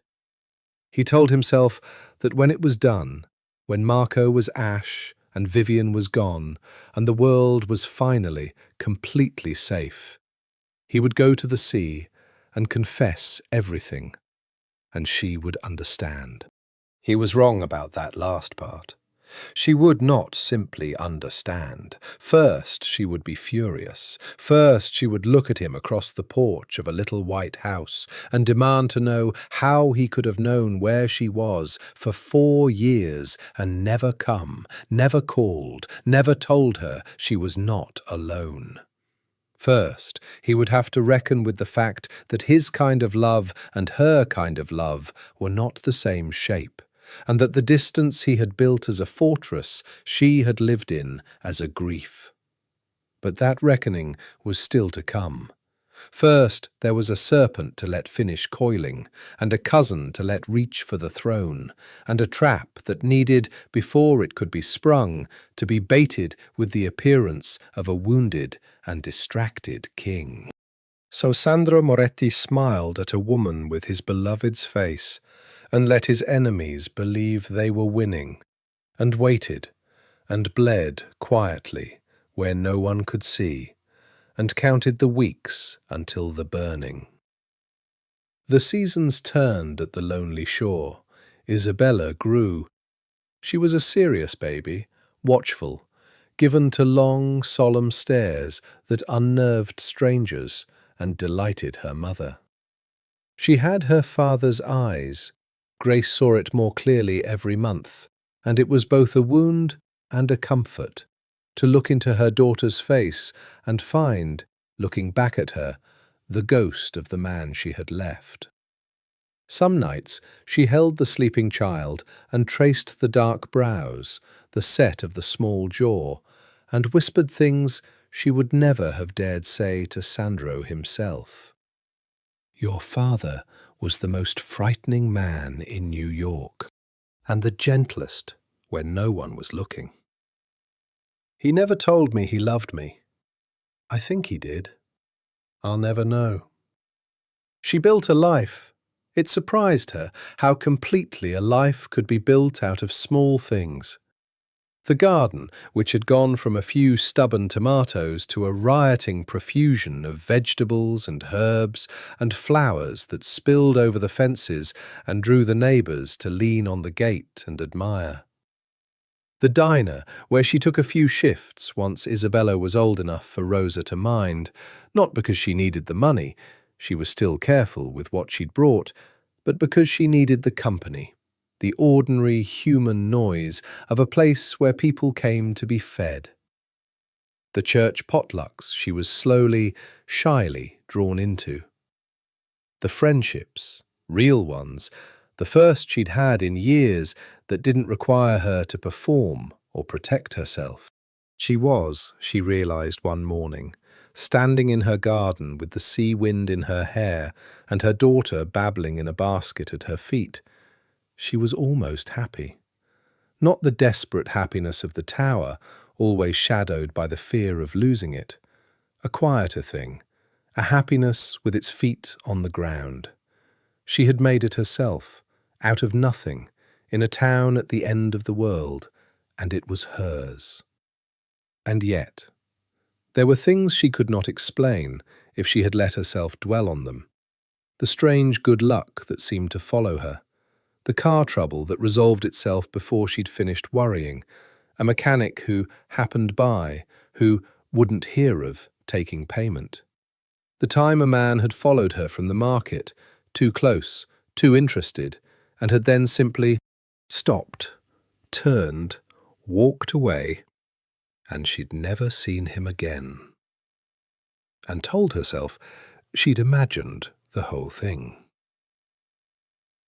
The way the town's rougher elements, for even a small town has them, seemed to give her a wide and careful berth, as though some word had gone round that the widow at the end of the lane was not to be troubled. She noticed these things the way one notices a pattern in wallpaper. dimly, at the edge of attention, and then not at all, because to look directly at them was to invite questions she did not want to ask. She was safe. She had told herself she was safe. And the world kept agreeing with her, and she did not examine why. Once, though, she came close. It was a winter evening, Isabella nearly a year old, and Grace had gone out to the porch to bring in the washing before the rain. There was a car parked up the coast road, in the pull-off that overlooked the water, a nondescript sedan, its windows fogged, a shape inside. She had seen it before. She had seen it, she realized, standing there with the cold washing in her arms, many times. Different cars, but always a car, always in that pull-off, always with a shape inside that never seemed to be doing anything but watching the sea. Or watching the house. A chill went through her that had nothing to do with the wind. She stood very still, and the shape in the car went very still too, and for a long moment, across the gathering dark, they regarded each other, the woman on the porch and the watcher in the car. Then the car's engine started, and it pulled out, unhurried, and drove away up the coast road, and did not come back that night. Grace went inside and locked the door, and stood with her back against it, her heart pounding, and told herself a story. Tourists, a birdwatcher, a fisherman waiting on the tide, she told herself the story until she believed it. Because the alternative, that someone had been watching her, watching Isabella for a year, perhaps longer, was a door she could not open. Because if someone was watching, someone knew where she was, and if someone knew, then he might know. And if he knew, and had not come, she stopped the thought. She would not follow it to its end. It was too cruel, either way it turned. If he did not know, she was alone. If he knew and had not come, she was worse than alone. So she chose not to know. The way she had chosen not to know so many things in the tower, and she checked the locks twice, and she lay awake beside her sleeping daughter until the grey dawn. The next day there was a pie on her porch from Rosa, and a note from Mrs. Delgado about the church rummage sale, and the ordinary warmth of the town closed over the strangeness like water over a dropped stone. And Grace let it. She let it because she had to, because a woman raising a child alone at the edge of the world cannot afford to look too hard at the shadows, or she will never sleep again. She did not know that the watcher had reported the encounter. She did not know that in a study in New York, Alessandro Moretti had read the report. Subject observed surveillance, appeared frightened, no further action, and had, for the first time, ordered his men to pull back, to watch from farther, to be less careful, in a sense, so that she would feel less watched. "She's afraid," he'd said to Renzo, and there had been something raw under the flatness of it. "I'm frightening her. Give her room. Just keep her safe, but give her room to breathe." It was again love expressed as absence. It was the only dialect he knew.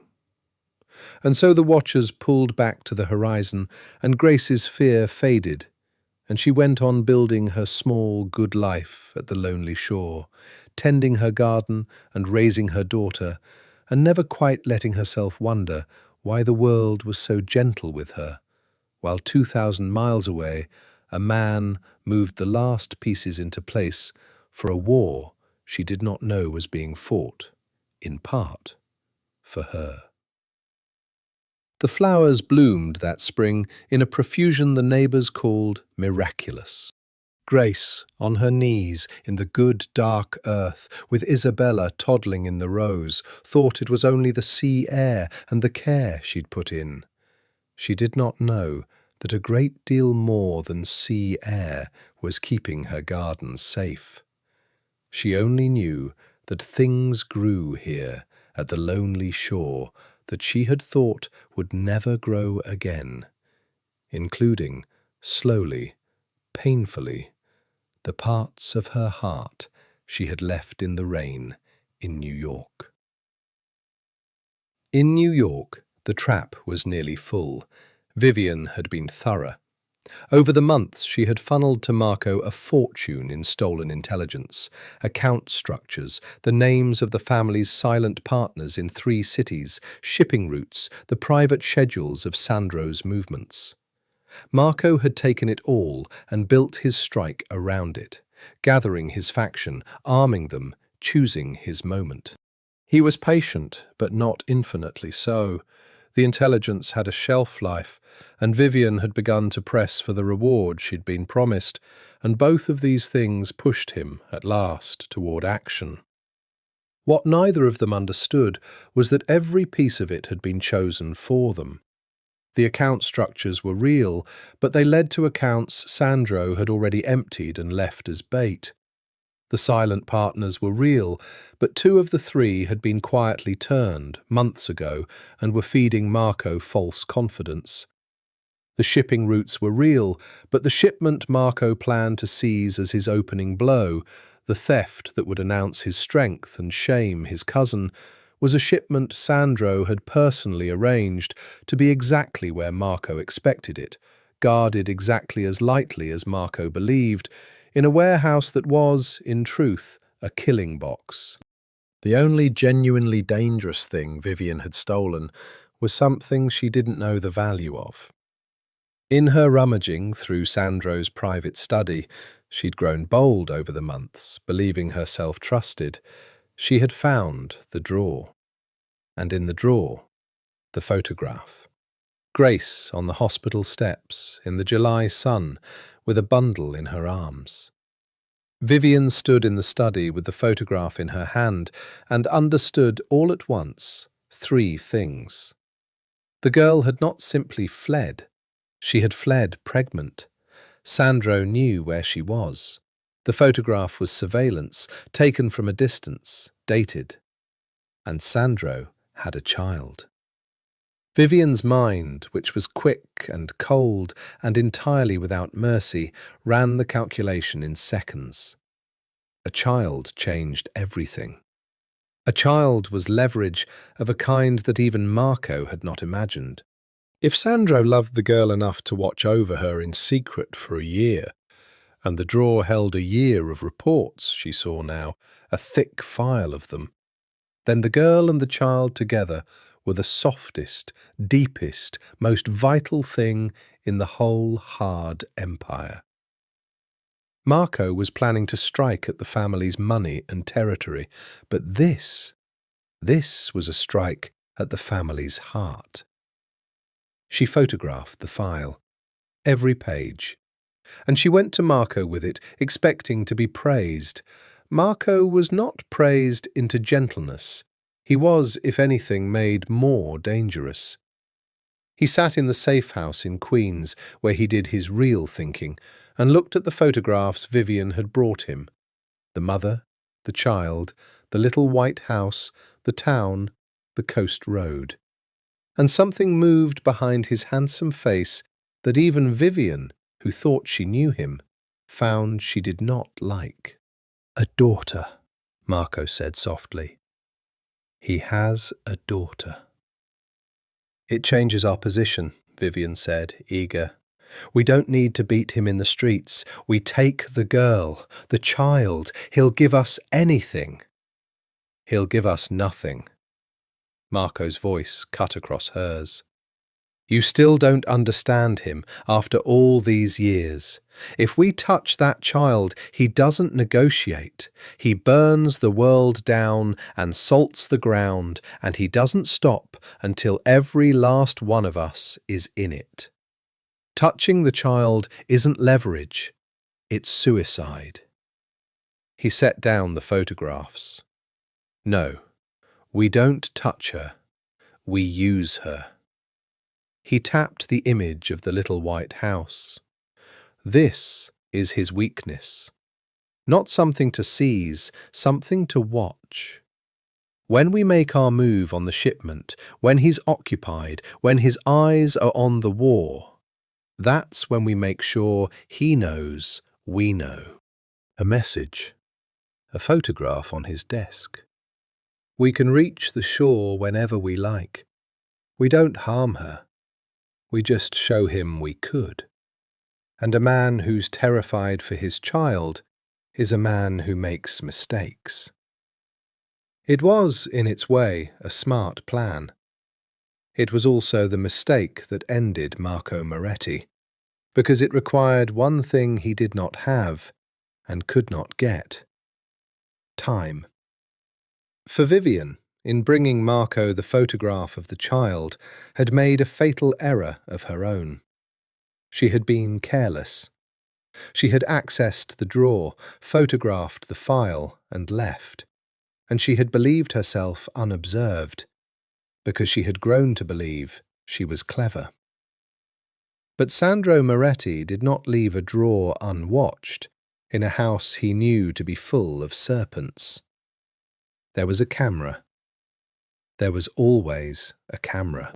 And on the night Vivian photographed the file on his daughter, Sandro sat in a room 3 floors down and watched, in real time, on a screen, as a woman with his beloved's face photographed the images of his child and slipped them into her bag. He did not move. He did not make a sound.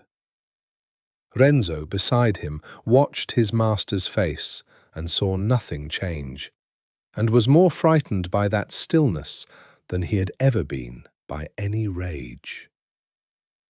"Boss," Renzo said quietly, "she's got the girl. She's got the baby. If she takes that to Marco..." "She's already taken it to Marco." Sandro's voice was very soft. "Or she will, within the hour. It's the only reason to steal it." "Then they know. They know where..."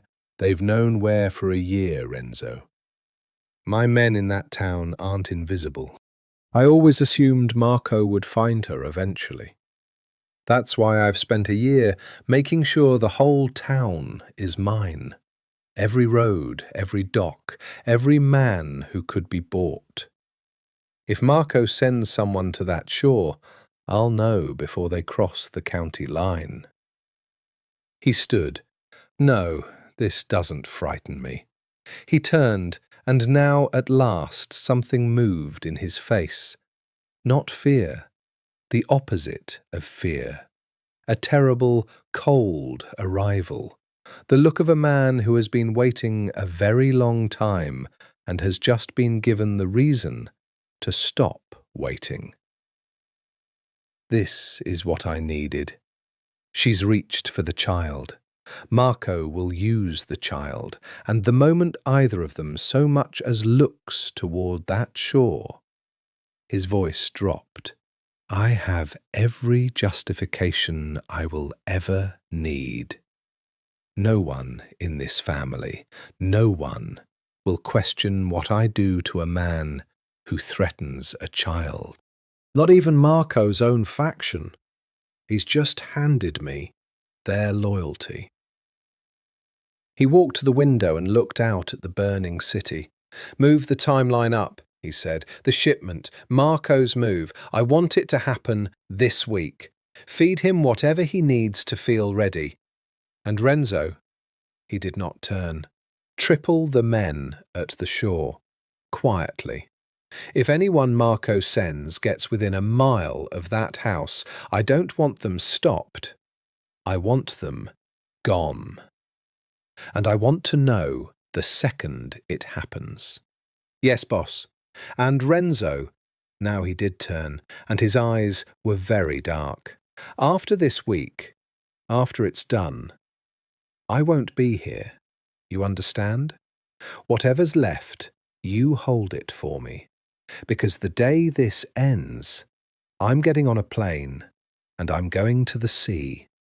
and I am not coming back until I've brought them home. For 4 years he had waited. The waiting was over. The serpent had reached at last for the one thing that turned the patient man into a wolf, and in reaching had finally, fatally, overreached. Marco moved on a Friday. He had planned it for months and executed it in hours. The shipment, a truck carrying what he believed to be $3 million in laundered cash, and the ledgers that mapped the family's silent partnerships, was to be intercepted at a warehouse in Red Hook, taken clean, and the taking announced to the family's captains as proof that Sandro had grown weak, that the Eastern operation was porous, that a new hand was needed. He had a dozen men on it, his best, the core of his faction. He had Vivian's intelligence, which had never once failed him.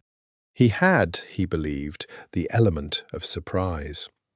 He had walked into a room built to hold him. The warehouse in Red Hook was Sandro's. The truck was Sandro's, its cargo a careful fiction. The guards Marco's men expected to find, light, sleepy, easily overcome, were not guards at all. And the men who were actually in the warehouse, in the dark, in the rafters and the shipping containers and the office above, were the most loyal and most lethal soldiers the Moretti family possessed. And they had been waiting since before dawn. Marco's men came in at 11 that night. It was over by 11:20. Sandro was not there. A don does not stand in a killing box.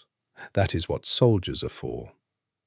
He was in the study of the tower, on the phone, receiving the news in fragments as it came in. Contained. 6 down, 6 taken alive as instructed. Marco not present. He sent his men, stayed clear. Sandro had expected that. Marco was clever, and clever men send others to die. It did not matter. The 6 taken alive would talk, and the 6 who fell had already told him everything by falling.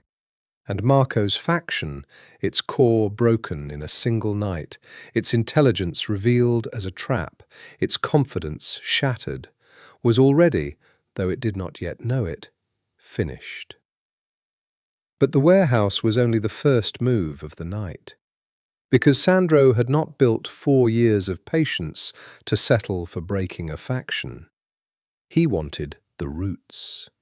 And the roots meant Marco himself, and the men around Marco who had not been in Red Hook, and the whole quiet architecture of the betrayal, pulled out of the ground in a single night so that nothing could ever grow back. He had called a dinner. It was an old tradition in the family, the Don's table, a gathering of the captains and the cousins and the men who mattered, called on short notice, attendance not optional. Sandro had called it for that same Friday night at the mansion in Westchester, and every man of consequence in the Moretti family had come, because when the Don calls the table, you come. Marco came. Of course Marco came. To stay away would have been to announce his guilt, and Marco did not yet know that Red Hook had failed. He came smiling, expecting to spend the evening performing loyalty, planning to slip away when word arrived of his triumph. Word arrived, all right, but not the word he expected. They were at the table. 30 men, the long room gold with candlelight, the wine poured, the first course served, when Renzo entered and bent to Sandro's ear and murmured something, and Sandro nodded and rose. The room fell silent. When the Don stands, everyone attends. "Thank you all for coming," Sandro said. He did not raise his voice. He never needed to. It's been a long time since we sat together like this. Too long. So much has happened. So much has been rebuilt. He lifted his glass, and 30 men lifted theirs. To the family. To the family, they echoed. He drank. He set down the glass. And then, into the warm silence, in the same mild and patient voice, he said, 4 years ago, when we were bleeding, when the Castellanos had us by the throat, some of us held, and some of us made other arrangements. The temperature in the room dropped 10 degrees. I've always believed, Sandro went on, moving now, walking slowly along the length of the table, that a man should be given room to reveal himself, that patience is not weakness, that if you wait long enough and watch closely enough, every serpent eventually shows you its whole length. He paused behind Marco's chair, rested one hand lightly on his cousin's shoulder. Marco had gone very still. Tonight, in Red Hook, some of our brothers tried to take something that belonged to this family. They believed they were striking a blow for new leadership. His hand tightened just slightly on Marco's shoulder. They're dead now. Or they're in a room downstairs telling us everything, every name, every arrangement, every conversation. He leaned down, close to Marco's ear, and said, in a voice pitched for the whole table to hear, every conversation, cousin, going back 4 years, going back to a woman in Geneva. Marco moved, a hand darting toward his jacket, but Marco had been a fool to come armed to the Don's table, and a greater fool to think he'd be allowed to draw, and Renzo's hand closed over his wrist like a vice before the gun cleared the cloth, and 2 more men were behind him, and it was done. It was over, the whole thing collapsing in an instant, the way a structure collapses when the one supporting beam is pulled. Sandro, Marco's voice cracked. The charm was gone. Underneath it was something small and frightened and cornered. Cousin, whatever they told you, they're lying to save themselves. You know how... I have the photographs, Marco. Sandro straightened. He looked, in the candlelight, like something carved. Of my daughter. That you took from Vivian, who took them from my desk. So please, don't insult me with lies. Not at my own table. Not tonight. A ripple went through the room. The captains, the neutral men, the ones who had not chosen a side. A daughter. He threatened the Don's child. Sandro watched it move through them and knew he had won them completely in that instant, because there is a line even hard men do not cross, and Marco, in reaching for the child, had crossed it, and every man at that table knew it. Take him downstairs, Sandro said quietly, and bring me the woman. They took Marco out. He did not go quietly at the end. The mask fell entirely, and what came out from under it was ugly, curses and threats, and a high, thin note of terror. But he went, and the door closed behind him, and the long gold room was silent. The rest of you, Sandro said, turning to the table, will stay. We have a great deal to discuss about how this happened, and who knew, and who looked away. Some of you have nothing to fear.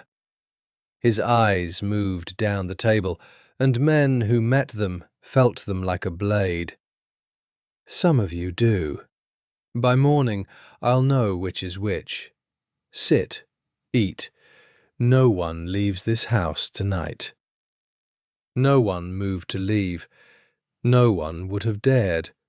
And upstairs, in a locked room, a woman with Grace's face was waiting to learn that the game she thought she had won had, in fact, been over from the very first day, and that the man she had betrayed twice had known, all along, exactly what she was. They brought her to him in the study near midnight. Vivian Lombardi came through the door with her chin up, because she had spent her whole life learning to walk into rooms as though she owned them. And even now, even with the two silent men behind her and the locked door and the terrible quiet of the great house, she made herself believe she could talk her way out. She had always been able to talk her way out. Sandro was at the window, his back to her, exactly as he had been the day Grace first saw him. He did not turn. "Sit," he said. She sat. She arranged herself in the chair, crossed her legs, and looked at the back of the man she had betrayed, and she began, because attack had always been her best defence, with wounded innocence. "Whatever Marco's told you," she said, "he's lying to save himself. You know what he is. He's used me, Sandro, the same as he tried to use you. I came back for you. I've only ever—" "Stop." He said it without heat, and she stopped, because there was something in the single syllable that closed her throat. "I want you to listen to me very carefully, Vivian, because I'm only going to explain this once, and then you're going to understand exactly how completely you lost, and then we're going to discuss what happens to you." He turned.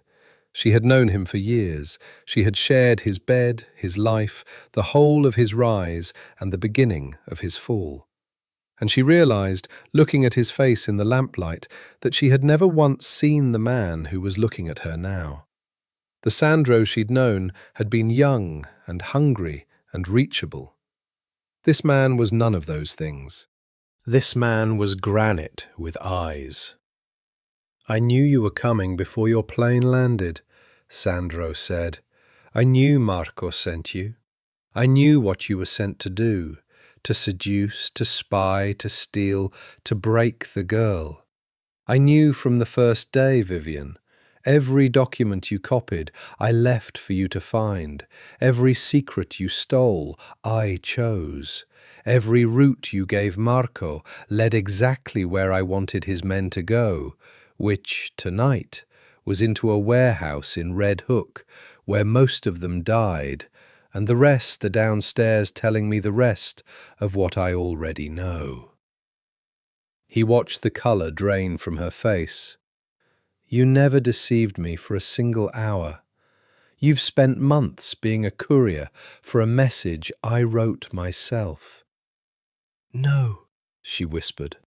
"The one thing," Sandro went on, relentless now, "the one thing you found that I hadn't planned for. The photographs of my daughter. Even that you handed straight into my trap. Because the moment you took those to Marco and he decided to use my child against me, you gave every neutral captain in this family a reason to want him dead. And you gave me the one justification I never even had to manufacture. You didn't just fail, Vivian. You built my victory for me, brick by brick, and thanked me for the chance to do it." Vivian sat very still. And then, because she was cruel, and because cruelty was the last card she had, she found the wound and pressed it. But she left you. A thin, vicious smile. The girl. Whatever your grand plan was, she still left. She still ran into the rain carrying your child, believing you'd never loved her, believing she was just my shadow. That was me, Sandro. Whatever you knew, whatever you planned, I broke her. I sent her running, and you, the smile widened, you let her go. A whole year. You knew where she was, and you never came, so don't sit there and tell me you won. You may have Marco, but you lost her too, and you lost her all by yourself. The room went very quiet, and for one moment, one single moment, Vivian saw that she had struck home. She saw it move across his face, the one thing she'd said that was true, the one wound that all his patience and all his planning could not armour. He had won everything, and in the winning he had lost a year with the woman he loved and the daughter he'd never held, and no victory in that gold house could give it back. But the moment passed, and when he spoke again, his voice was steady, and what he said took the last of the ground out from under her. "You're right," he said quietly. "That's the one thing I got wrong. I protected her by staying away, and staying away hurt her almost as much as anything you did. I'll carry that. I'll spend the rest of my life making it right." He looked at her. "But understand what you've just told me, Vivian. You've told me that hurting her is the thing you're proudest of, that breaking a frightened girl who never did you any harm is the great achievement of your life." He shook his head slowly. "I was going to let you leave, alive, penniless, exiled, but alive, because I don't kill women, and because you were, once, someone I cared for. But you've just shown me exactly what you are, and I find I no longer feel generous." Fear, at last, real fear, flooded her face. "Sandro, you'll live." He turned back to the window, done with her. But not here, not in this country, not with a single dollar of Marco's money, or a single friend who'll take your call. Everything you have, you got through this family, and this family is taking it back. Tonight, you leave with what you're wearing. There's a car. It'll take you to a plane. The plane goes to a place where no one knows your name, and no one owes you anything. If you ever come back, if you ever go near her or the child, or say either of their names aloud, the mercy I'm showing you tonight expires." He paused. "Do you understand?" She understood. She had wagered her whole life on two bets, Marco's rise and her own cleverness, and both had failed on the same night, and she had nothing left, not even the small satisfaction of having hurt him, because he had taken even that and turned it into a vow to do better. "Get her out of my sight," Sandro said. They took her out. She did not go with her chin up. She went the way the truly defeated go, small and grey and silent, out of the golden house and into a plain car, and out of the story entirely, into an exile from which she would never return, having played for everything and lost everything, including the one thing she'd never valued and never understood, the difference between the woman she was and the woman she'd tried to replace. When the door had closed and the house was quiet, Sandro stood at the window a long time, alone. Below him the city burned, gold and endless, the empire he had bled 4 years to save. He had it all now. Marco was finished. Vivian was gone. The family was his, more completely than it had ever been. And it meant nothing. It had always meant nothing, next to a little white house at the edge of a distant sea. He took the photograph from the drawer. Grace on the hospital steps, the July sun, the child in her arms. And he looked at it, and then he picked up the phone. "Renzo," he said, Ready the plane. We fly west at dawn." The plane went up into the dark before the sun, and Sandro Moretti sat alone in the cabin and watched the lights of New York fall away beneath him for the first time in 4 years, and tried to find the words. He had faced armed men without his pulse changing. He had sat across a table from cousins who wanted him dead and never blinked. He had, the night before, dismantled an entire conspiracy over dinner with the calm of a man carving a roast.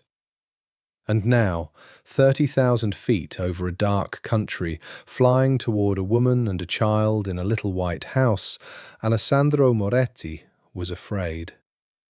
Because there was no plan for this. There was no leverage, no patience, no long game. There was only the truth, which he had never once in his life said aloud, and a woman who had every reason to shut the door in his face. He tried to imagine it. The door of the little white house opening, her face, what would be in it? Anger, certainly. She had left believing he'd never loved her, believing she was a shadow. And then he had let her go. A year, 2 years now, knowing where she was and never coming. How did you explain that? I stayed away to keep you safe. It was true. It was the truest thing he had ever done, and he knew with a clarity that frightened him that it would not be enough. That I stayed away because I loved you was, to the person left standing alone in the rain, almost indistinguishable from "I did not come because I did not care." He had chosen the language of love she could not read, and now he had to translate 4 years of it into words she could. Renzo came back to the cabin near dawn, when the sky ahead had begun to grey. "Boss." He sat uninvited, which he had earned the right to do decades ago. "Can I say something? When have you ever needed permission?" "She's going to be angry. I know." "No," Renzo leaned forward. "I mean it. You need to hear it before you get there, because you don't think like she thinks. You're going in there like it's a negotiation, like if you present the facts clearly enough, she'll see you were right." He shook his head. "She's not going to care that you were right. She's going to care that she was alone, that she had the baby alone. First fever, alone. First steps, first word, first everything, alone. Thinking the man she loved didn't want her. All the while you were watching from a car up the road." His voice was gentle, but it did not spare. "You saved her, boss. You saved her and the kid 100 times over, and she'll never even know most of it. But from where she stood, you abandoned her. And both of those are true at the same time. You have to walk in there holding both. If you only bring the part where you were right, you'll lose her for good." Sandro was quiet for a long moment. Outside, the first red line of the sun came up over the curve of the earth. "When did you become wise about women?" he said finally. "I was married 30 years, boss. Wisest thing I ever learned. Being right is the least important part of being sorry." Renzo sat back. Lead with the sorry. Lead with "I hurt you." The reasons come after, if she wants them, not before. Sandro looked at his oldest friend, and something in his hard face eased, just slightly. "Thank you, Renzo. Don't thank me. Just don't ruin it. I've flown across the country. I'd like it to be worth the trip." He stood, hesitated. "One more thing. The girl, Isabella." A pause. You've never seen her, not really, just pictures. He looked at his Don with something almost like tenderness. Whatever happens with the mother, take a minute when you get there and just look at your kid. You've earned that much. 4 years you protected a child you never met. Look at her before you say anything to anyone. It'll steady you. He went back up to the front and left Sandro alone with the sunrise and the enormity of what he was flying toward. He took out the photographs, all of them now, the whole file, 4 years of a life watched from a distance. Grace in the garden, Grace at the diner, laughing at something outside the frame, and the sight of that laugh, that ease, that happiness she'd built without him, undid him more than any of it, because it meant she had healed, she had made a life, and he was about to walk into it uninvited and ask her to risk it all over again on him. Isabella as a newborn, as a fat, serious baby, as a toddler in the garden rose, dark-eyed, watchful, his. He looked at his daughter's face and felt something crack open in his chest that had been sealed since he was a boy, and he understood that Renzo was right, that whatever happened with Grace, he had to see this child, had to hold her once, had to have that, even if he had nothing else. The plane came down in the late morning at a small airfield inland, and there were cars waiting. His men, the ones who had watched the shore for 2 years, hard, quiet men, who looked at their Don with a new wariness now that he was here in the flesh among them. He got in the car. The drive to the coast took an hour, up through the hills and down again to where the land broke apart into headlands and coves, and the great grey plain of the Pacific opened out beneath a sky washed clean by wind. And then they came over the last rise, and there it was, the little white house at the end of the lane, weathered, salt-stung, its garden a riot of colour spilling over the fences. He could see it even from here, the flowers, the impossible profusion of them, the life she had coaxed out of the poor, salt soil. Smoke from the chimney, washing on a line, moving in the wind. A child's small, bright shape in the garden, and a woman kneeling in the rows beside her. "Stop here," Sandro said. The car stopped at the top of the lane. He got out. He told the men to stay, and then Alessandro Moretti, Don of the Moretti family, who had crossed a country and burned an empire's worth of enemies to reach this exact patch of ground, stood at the top of the lane in the sea wind, and could not, for a long moment, make his feet move. Down in the garden the woman rose. She had felt it, the way you feel eyes, the way she had felt the watcher in the car all those months ago. She straightened and shaded her eyes and looked up the lane at the man standing there. And even from that distance, even after 2 years, even against the sun, she knew him. Of course she knew him. She would have known that stillness anywhere. Grace Sullivan went very still in her garden, one hand at her brow, the other reaching down, without looking, to draw her daughter against her legs. And at the top of the lane, Sandro Moretti finally made his feet move and began, slowly, to walk down toward the sea and the house and everything he had ever wanted, and the reckoning he had flown across a country to face. He stopped at the garden gate. Up close she was more beautiful and more real than any photograph, browned by 2 years of sun and wind, stronger, older around the eyes, and looking at him with an expression he could not read, which frightened him, because he had always been able to read her.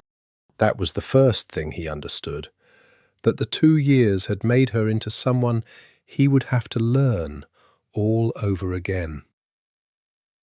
The child pressed against her legs and stared up at him with his own dark eyes, unafraid, only curious. And Sandro looked down at his daughter for the first time in his life across a garden gate, and forgot, entirely, every word he had prepared on the plane. "Grace," he said. It came out rough. "How long?" she said. He didn't understand. How long have you known where I was?" Her voice was steady, terribly steady, the steadiness of someone holding something very heavy, very carefully. "The car up the coast, the one that was always there. That was yours, wasn't it? Don't lie to me, Sandro. Whatever else, don't lie to me now." He could have softened it. He didn't. Renzo's voice was in his head. Lead with the truth. Lead with, "I hurt you." And so he gave her the whole terrible weight of it, standing at her gate with the sea wind pulling at them both. "From the night you left," he said, "I found you within a week. I've had men watching you the entire time. 2 years. He made himself hold her eyes. "The car you saw was mine. The doctor who moved to town was mine. The car trouble that fixed itself, the man who followed you from the market and then didn't, mine. All of it. I've known where you were, and how you were, and—" his voice caught. "And I've known about her, since the day she was born. I have a photograph of you carrying her down the hospital steps. I've watched her grow up in reports filed from a car up the road." He stopped. "I have never lied to you, Grace. I'm not going to start now, even though the truth makes me a monster. I knew. I always knew. And I didn't come." He watched it land. He watched 2 years of a story she'd told herself. "He doesn't know. I'm alone. No one is coming." Collapse and rearrange itself into something far worse. He knew and chose not to come. He watched her face go white, and then flush, and then white again, and he watched her arm tighten around the child, and he braced himself for the fury he deserved. But Grace didn't scream. She did something worse. Her eyes filled, and her voice dropped to almost nothing, and she said, "Why? Why would you do that? If you knew I was here, if you knew about her, why would you leave me alone? Do you have any idea?" Her voice broke, and she fought it back. "Do you have any idea what these 2 years have been?" A tear escaped, ran down her wind-browned cheek. "I had her alone, Sandro. Rosa held my hand because there was no one else. I sat up with her through a fever, thinking I might lose her, and I had no one. And you were watching, from a car. You watched me be that alone, and you stayed in the car." And there it was. Renzo had been right. This was the wound, and no explanation could reach it, because the explanation and the wound were the same thing. "I know," Sandro said. His own voice was not steady now. "I know. There's no version of what I did that isn't that. I stayed in the car. So tell me why."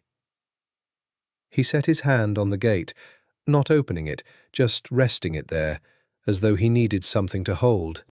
And he told her, Because I was at war. He said it quietly. From the night you left, I was in a war for the family, and I didn't win it until 3 days ago. My cousin Marco spent 4 years trying to take everything I have. Vivian didn't come back on her own, Grace. He sent her. To spy, to steal, to break you.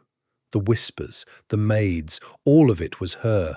All of it was aimed at driving you out, and it worked, and I let it work, because I was watching the bigger board, and I didn't see how fast they were breaking you until you were already gone. His hand tightened on the gate, and when you were gone, I had a choice. Bring you back into a house full of serpents, where every enemy I had would learn in a week that the coldest man in New York had one soft place, a woman and a child he'd die for. They would have used you. They would have hurt you to hurt me. They would have hurt her. His eyes went to the little girl and away.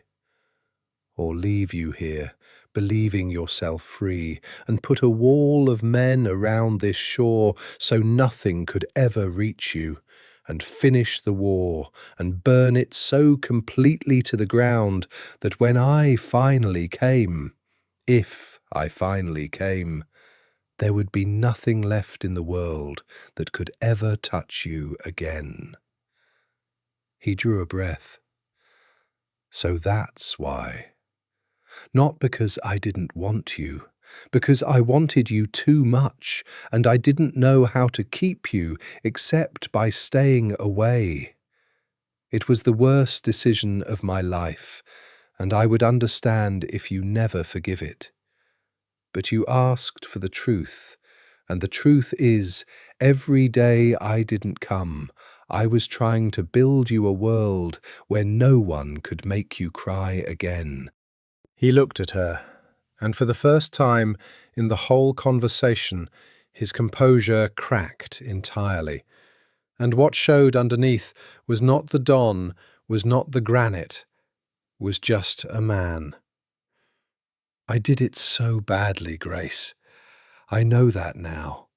Renzo told me on the plane, you don't want to be protected by a man who isn't there. You wanted him to just come. And I didn't. I chose the wall over the door, and I'll be sorry for it for the rest of my life. Grace stood in her garden, with her daughter against her legs, and the tears running freely now, and the sea wind wrapping them all, and she did not speak for a long time. You said, her voice was almost gone, you said all of it was aimed at driving me out. The whispers, that she came back because he sent her, that she was a move in a game. She wiped her face with the back of her hand, a rough, childlike gesture. But Sandro, even if all that's true, even if she was a lie and he was a snake and you knew it all along, there's one thing that was never a lie. She looked up at him. You never told me you loved me. Not once, in 4 years. I left because I thought I was her shadow. I left because every day I lived in that house, I lay next to a man who reached for me in the dark and never, ever said my name like it was the only one. Whatever war you were fighting, that part wasn't Marco. That part wasn't Vivian. That part was just you. So don't tell me they drove me out. You let me believe I was nothing to you for 4 years, and you never once corrected it. And that was the deeper wound. The one beneath the wound. The one that had nothing to do with the war at all. And Sandro, standing at the gate, understood that this was the real reckoning, the thing he had flown across a country to answer, and that everything depended on whether he could finally, at long last, in the space of the next few words, do the one thing he had never learned how to do. He opened the gate. He came into the garden slowly, and he did not touch her, and he went down, the dawn of the Moretti family in the salt and the good dark earth, went down on one knee among the flowers she had grown, not proposing, just bringing himself level with the truth, level with her, level with the child, watching him with his own dark eyes. And he said the thing he had never said. I loved you from the first tear. Grace made a small, broken sound. The first day, in the tower, when they brought you in and you begged me for your family, and you were terrified and you fought me anyway. You wept and you defied me in the same breath, and I looked at you and I understood you were nothing like her, that you had her face and none of her poison, that you were the bravest thing I'd ever seen. His voice was thick. I built the contract because I didn't know how else to keep you. If I'd shown the world what you were to me, they'd have taken you. So I hid it. From them, from you, from myself some days. I told myself it was strategy. It was cowardice. I was afraid of how much He stopped, started again. I never said your name in the dark, because if I'd started saying it, I'd never have been able to stop, and then everyone would have seen, and I didn't know how to want something that much and still keep it safe. So I said nothing, and I let you believe you were a shadow, when the truth is, you were the only real thing I ever had. You were never anyone's shadow, Grace. You were the light I was hiding so no one could put it out. The wind moved through the garden. The child looked between them, solemn. I loved you from the first tear, Sandro said again, quietly, kneeling in her flowers. I've loved you every day of 4 years, including every day I stayed in the car. I know it's too late to say it well. I'm saying it anyway, because you should have heard it 1,000 times, and you heard it 0, and that's the thing I got most wrong of all. And Grace Sullivan, who had run into the rain to give another woman her place, who had built a life out of nothing at the lonely shore, who had told herself for 2 years that she was fine, that she was healed, that she had let him go, put her hand over her mouth and wept, and could not for a long moment say anything at all. For a long time neither of them spoke. The sea breathed against the rocks below. The child, sensing something too large for her to understand, reached up and patted her mother's leg, and Grace looked down at Isabella and drew a shaking breath and got herself back under control, because that was the discipline motherhood had taught her. You do not fall apart in front of the child, however much the falling apart is owed. Her name is Isabella, Grace said. Her voice was wrecked, but steady. Isabella Sullivan. Sandro looked at his daughter. He had seen her in 100 photographs. He was not prepared at all for the reality of her, the specific weight of her attention, the exact dark of eyes that were his own eyes looking back at him, the small, solemn dignity of her. He had prepared himself to plead his case to Grace. He had not prepared himself for this, and it took him apart more completely than anything Vivian or Marco had ever managed. Isabella, he said. He was still on one knee. He did not reach for her. He understood dimly that he had no right to reach for her, that he had forfeited that by staying in the car. Hello. Isabella regarded him.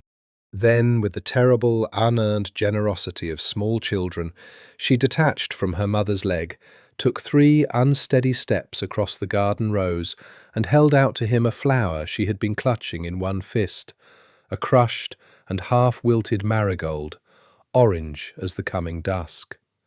"Flower," she announced. And Alessandro Moretti, who had watched men die without changing expression, who had dismantled a conspiracy over dinner and exiled a woman without raising his voice, took the crushed flower from his daughter's hand as though it were the most valuable thing in the world, and could not speak, and had to look down at the earth for a moment to master himself. "Thank you," he managed finally. "It's the best flower I've ever been given." Grace watched this, her daughter and the man she'd run from kneeling together in the flowers, and felt something she had spent 2 years holding shut come loose in her chest. She had built the wall too. She saw that now. He'd built his wall of men around the shore. She'd built hers of certainty around her heart. He never loved me. I was a shadow. I'm fine now. I let him go. And it had been just as false, just as much a way of surviving a thing too big to face. And it was crumbling now, the same way his had, brick by brick, in a garden by the sea. "You should get up," she said roughly. "You look ridiculous. Come inside. Not because I've forgiven you, because the neighbours are going to talk, and because your men are still standing at the top of the lane like a firing squad, and it's frightening Mrs. Delgado's cat." It was not forgiveness. But it was the door, opening an inch. And Sandro, who had learned patience the hard way, understood that an inch was more than he'd had any right to expect, and rose, and followed his daughter and the woman he loved into the little white house. Inside it was small and warm and entirely hers. He looked around at it the way a man looks at a country he's heard about all his life and never visited. The warm furniture, the child's drawings on the wall, the herbs drying by the window, the photographs. None of him, he noted, and understood the omission, and did not flinch from it. The whole snug, hand-built shape of a life she had made without him. It was the opposite of the tower in every way. It was the first home he had stood inside in 20 years that felt like a home. She made coffee because her hands needed something to do. She set Isabella up with blocks on the floor, and then she sat across the small kitchen table from the most dangerous man in New York and said, "Tell me what happened. All of it. Marco, Vivian, the war. You said you finished it 3 days ago. I want to know everything you kept from me. No more shadows. If we're going to—" She stopped, unwilling to finish the sentence, unsure herself where it led. "If you're going to sit at my table, I want the truth, the whole of it, starting from the day I signed that contract." So he told her. He told her all of it, in the low, steady voice she remembered, over the coffee going cold between them, while their daughter built and knocked down towers of blocks on the floor. He told her about the day she'd signed, and what he'd felt and hidden. He told her about the 4 years of secretly rebuilding her family, and she pressed her hand to her mouth, because she'd always half known and never let herself believe it. He told her about Marco, the whole long history of the grievance and the betrayal. He told her the truth about Vivian, that she'd never left with no choice, that she'd betrayed him for Marco 4 years ago and come back as Marco's blade, that the pitiable victim's story had been a weapon from the first word. He told her about the whispers, the maids, the orchestrated cruelty, and Grace closed her eyes and felt 2 years of self-blame. I was weak, I ran, I should have been stronger. dissolve into something cleaner and more furious. She hadn't been weak. She'd been hunted. And he told her about the night she left, the letter, the rain, Renzo asking, "Do we bring her back?" and his own terrible answer. "I've asked myself 1,000 times if I'd do it differently," he said. "And the honest answer is, I don't know. If I'd brought you back that night, into that house, with Marco's move still coming, I think you'd have been in the middle of a war, and I think they'd have hurt you, and I couldn't have lived with that. But I also let you have her alone. First fever, alone. Everything alone. And I can't live with that either." There was no right answer. There was only a choice between two things I couldn't live with. And I chose the one that kept you breathing, and it cost you everything else. He looked at her. "That's the truth. It's not a good truth. But you asked for all of it." Grace was quiet for a long time. Outside the window, the sky was beginning to go gold, the long, slow California dusk coming down over the water. "You could have called," she said at last. "In 2 years. One phone call. You didn't have to bring me back into the war to just tell me I wasn't alone. That you knew. That you—" her voice thickened. "That someone in the world knew where I was and cared whether I lived. I know. Why didn't you?" And Alessandro Moretti, who had a reason for everything, who had planned 4 years down to the hour, looked at the woman across the table and gave her the only answer left, which was no answer at all. "Because I was a coward," he said. "About this one thing, the only thing. I could face anything except the sound of your voice telling me you'd stopped loving me. So I never called. Because as long as I never called, I could believe there was still a door somewhere at the end of it all that I could walk through. I was too afraid to find out if it was already closed." The gold light filled the little kitchen. Their daughter knocked down a tower of blocks and laughed. And Grace looked at him across the table, this cold and terrible and utterly undone man who had crossed a country to kneel in her flowers. And she found that the wall she'd built was almost entirely gone now, and that behind it was the same thing that had always been there, the thing she'd carried west in the rain and never once managed to leave behind. "It's not closed," she said quietly. "God help me, Sandro. I tried for 2 years. It never closed." They did not fall into each other's arms. It was not that kind of moment, and they were not, either of them, that kind of people anymore. Too much had happened, too much had been paid to make it simple. What happened instead was slower and truer and harder won. He stayed. Not in the house. He took a room at the town's one small inn, at her insistence, because she would not have him under her roof and Isabella's until she was sure, until the thing between them had been tested against daylight and ordinary hours, and the long, unglamorous work of trust rebuilt. And Sandro, who had never in his adult life been told no and obeyed it, and took the small room at the inn, and came each morning to the little white house, and courted, there was no other word for it, the woman he had already loved for 6 years, from the beginning, as though for the first time.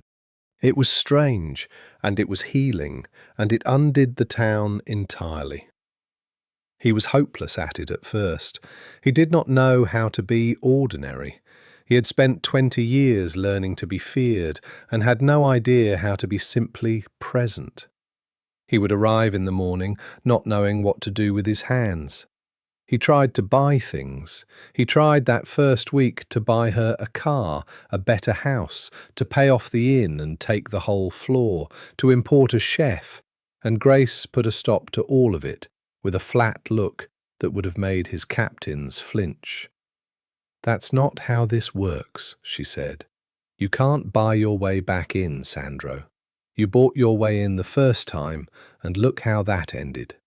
If you want to be here, you're going to have to actually be here. Pull weeds, change diapers, learn how she likes her toast. Sit on the porch and watch the sea and say nothing and let it be enough. That's the price. It's the only price. And it's higher than anything you paid Marco or the Castellanos or anyone, because you can't do it with money or violence, and those are the only two things you know." He learned. He learned to pull weeds, badly at first, pulling up her seedlings along with the crabgrass, until she taught him the difference, kneeling beside him in the dark earth with her hands over his, and neither of them said anything about the way that was the first time they'd touched. He learned how Isabella liked her toast, cut in triangles, the crust off, butter to the very edges. He learned, to his own astonishment, to change a diaper, and the day he did it without help, Renzo, who had stayed on, who had watched all this unfold with a private and enormous satisfaction, had to leave the room to keep from laughing, and Sandro caught him at it, and for the first time in longer than either could remember, the Don laughed too. He sat on the porch in the evenings and watched the sea and learned to let it be enough. And Grace, watching him learn, watching the coldest man she'd ever known kneel in her garden and cut toast into triangles and hold their daughter with a careful, tentative wonder, felt the last of the ice go out of her heart, slowly, the way ice goes out of a river in spring, not all at once, but section by section, with cracks and groans and the sudden, startling rush of water underneath. They talked. God, how they talked. All the talking they'd never done in 4 years in the tower, poured out now over coffee and over weeding and over the long gold evenings on the porch. She told him about the drive west, the 6 days, the crying on the shoulder of the turnpike.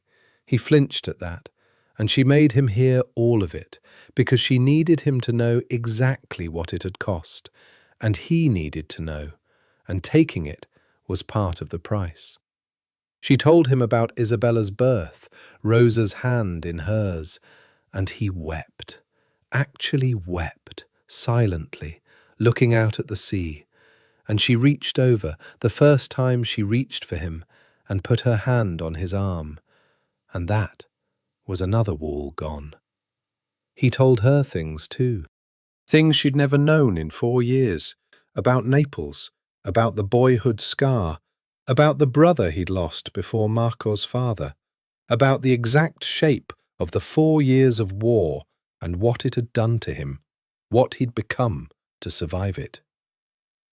He was not a good man, they both knew it. He had done things she would never fully know and did not want to, and he did not pretend otherwise. And there was a night on the porch when he laid the worst of it out, as plainly as he could, because he would not build this new thing on the same hidden foundation as the old one. "You should know what I am," he said, "before you decide. I'm not going to become someone else. The empire is still there. I've handed the day-to-day to men I trust. I'm going to spend as much of my life here as you'll let me. But I am what I am, Grace. There's blood on all of it. On the money that rebuilt your father's company, on the men who kept you safe on this shore. If you take me, you take that. I won't lie to you about it ever again, but I won't pretend it's clean either." And Grace was quiet a long time, looking at the sea, and then she said, I've always known what you are. I knew the day I signed. I've never once been confused about it. She turned to him. What I was confused about was whether any of that darkness had a place in it for me. That's the only thing I ever needed to know. Everything else I made my peace with a long time ago. The rain came, one night in the third week, a proper storm, the kind that had followed her west, drumming on the roof of the little white house. Grace lay awake listening to it, as she always did, unable to sleep in the rain. And this time, for the first time in 2 years, she was not alone with it, because he was there, having finally, that evening, been allowed past the door of the inn, and past the door of the house, and past the last of the walls, and he woke without a sound, the way he always had, and felt her lying awake beside him. "The rain," he said quietly. "I still can't sleep in it." He drew her in against him, and she let herself be drawn, and he held her while the storm broke over the little house at the lonely shore. And after a while, because he had learned, finally, at terrible cost, the one thing he'd never known how to do, he said her name into the dark. Just her name. Grace. The way she'd waited 4 years and 2 more to hear it, as though it were the only name in the world, and she slept, at last, through the rain. They did not marry right away. There was too much still to untangle. A life on 2 coasts, an empire that could not simply be abandoned, a child who came first before anything, and 2 people learning, at their own careful pace, to trust the ground beneath a thing that had cost them both so much. But the shape of the future settled, over that autumn, into something that surprised everyone, including themselves. Sandro did not bring them to New York. That was the first and clearest thing, and it was his idea before it was hers. "Lad House tried to eat you once," he said. "I'm not putting you back in it." He kept the tower, kept the empire, kept the cold machinery of the family running under trusted hands, Renzo chief among them, elevated now to a position that would have astonished the old Don who'd once merely driven the car. But Sandro himself moved his centre of gravity west, to the coast, to the little town at the lonely shore, running what needed running by phone and by encrypted line, and by the occasional necessary flight east, and spending the rest of his days doing the only work he had come to consider real, pulling weeds, cutting toast, learning his daughter, courting his daughter's mother. The men who had watched the shore for 2 years stayed on, but differently now. No longer a wall she didn't know about, but a quiet, acknowledged presence, part of the strange fabric of their lives. The town absorbed it all with the pragmatic discretion of small towns everywhere. If people wondered about the widow at the end of the lane, whose dead husband had turned out to be alive and rich and surrounded by watchful men, they kept their wondering to themselves, and were rewarded with a new clinic the town had needed for a decade, a repaired harbour, a scholarship fund that appeared from nowhere, and the general sense that, whatever the man at the little white house was, he was theirs now, and looked after his own. There were reckonings still to come, and they came. Her father. That was the hardest. Thomas Sullivan flew out when he learned that his daughter was alive and well and had a child, learned who the child's father was, learned the whole tangled truth of the contract he'd blamed himself for since the night his daughter signed it. He came ready to hate the man who'd bought his daughter, and he found instead a quieter and more complicated thing. The knowledge that the same man had, in secret, spent 4 years rebuilding everything Thomas had lost, asking nothing, taking no credit, doing it, as he told Grace once and Grace told her father, because it mattered to you. The two men walked on the beach, the old, broken developer and the cold, young Dom, and no one knew what was said. But Thomas Sullivan came back from that walk with the look of a man who had set down something he'd been carrying for years. "He's not what I thought," was all he'd say afterward. "I don't understand him. I don't think I'm supposed to. But he'd walk into fire for you and the baby, Gracie. I've met a lot of men who said they would. He's the first one I believed." And Isabella, who had handed a crushed marigold to a stranger at the garden gate, took to her father with the whole, open, unguarded generosity of a child who had never learned to be afraid. She did not know what he was. She would learn, some day, some careful, edited portion of it. That was a conversation for years hence, and it kept Grace awake some nights, the question of what and how and when to tell her. But for now, Isabella knew only that a man had come to live near the sea who cut her toast right and let her ride on his shoulders and taught her with infinite patience the names of the flowers in the garden, and who looked at her. She was too young to have words for it, but she felt it, as though she were the single most important thing that had ever existed. Which to Alessandro Moretti she was, she and her mother. The two soft things at the centre of a hard man's hard world, the home at the heart of the empire, the reason for all of it. There was one more storm, of a different kind, near the end of that first autumn. Word came from the east. A remnant of Marco's faction, a man who had escaped the net, made a clumsy attempt to profit from what he knew, to sell the location of the Don's secret family to the family's enemies. It came to nothing. It came to nothing so quickly and so completely that Grace barely learned of it. A tension in Sandro for 2 days, a flurry of calls, Renzo grim-faced, and then it was simply over. The man gone, the threat erased, the shore quiet again.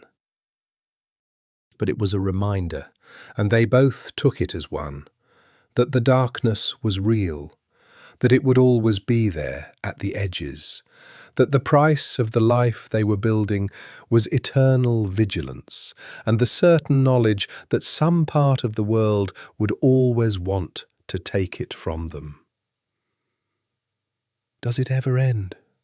Grace asked him that night on the porch after the thing had been dealt with. "The looking over your shoulder, the men in the cars. Does it ever just end?"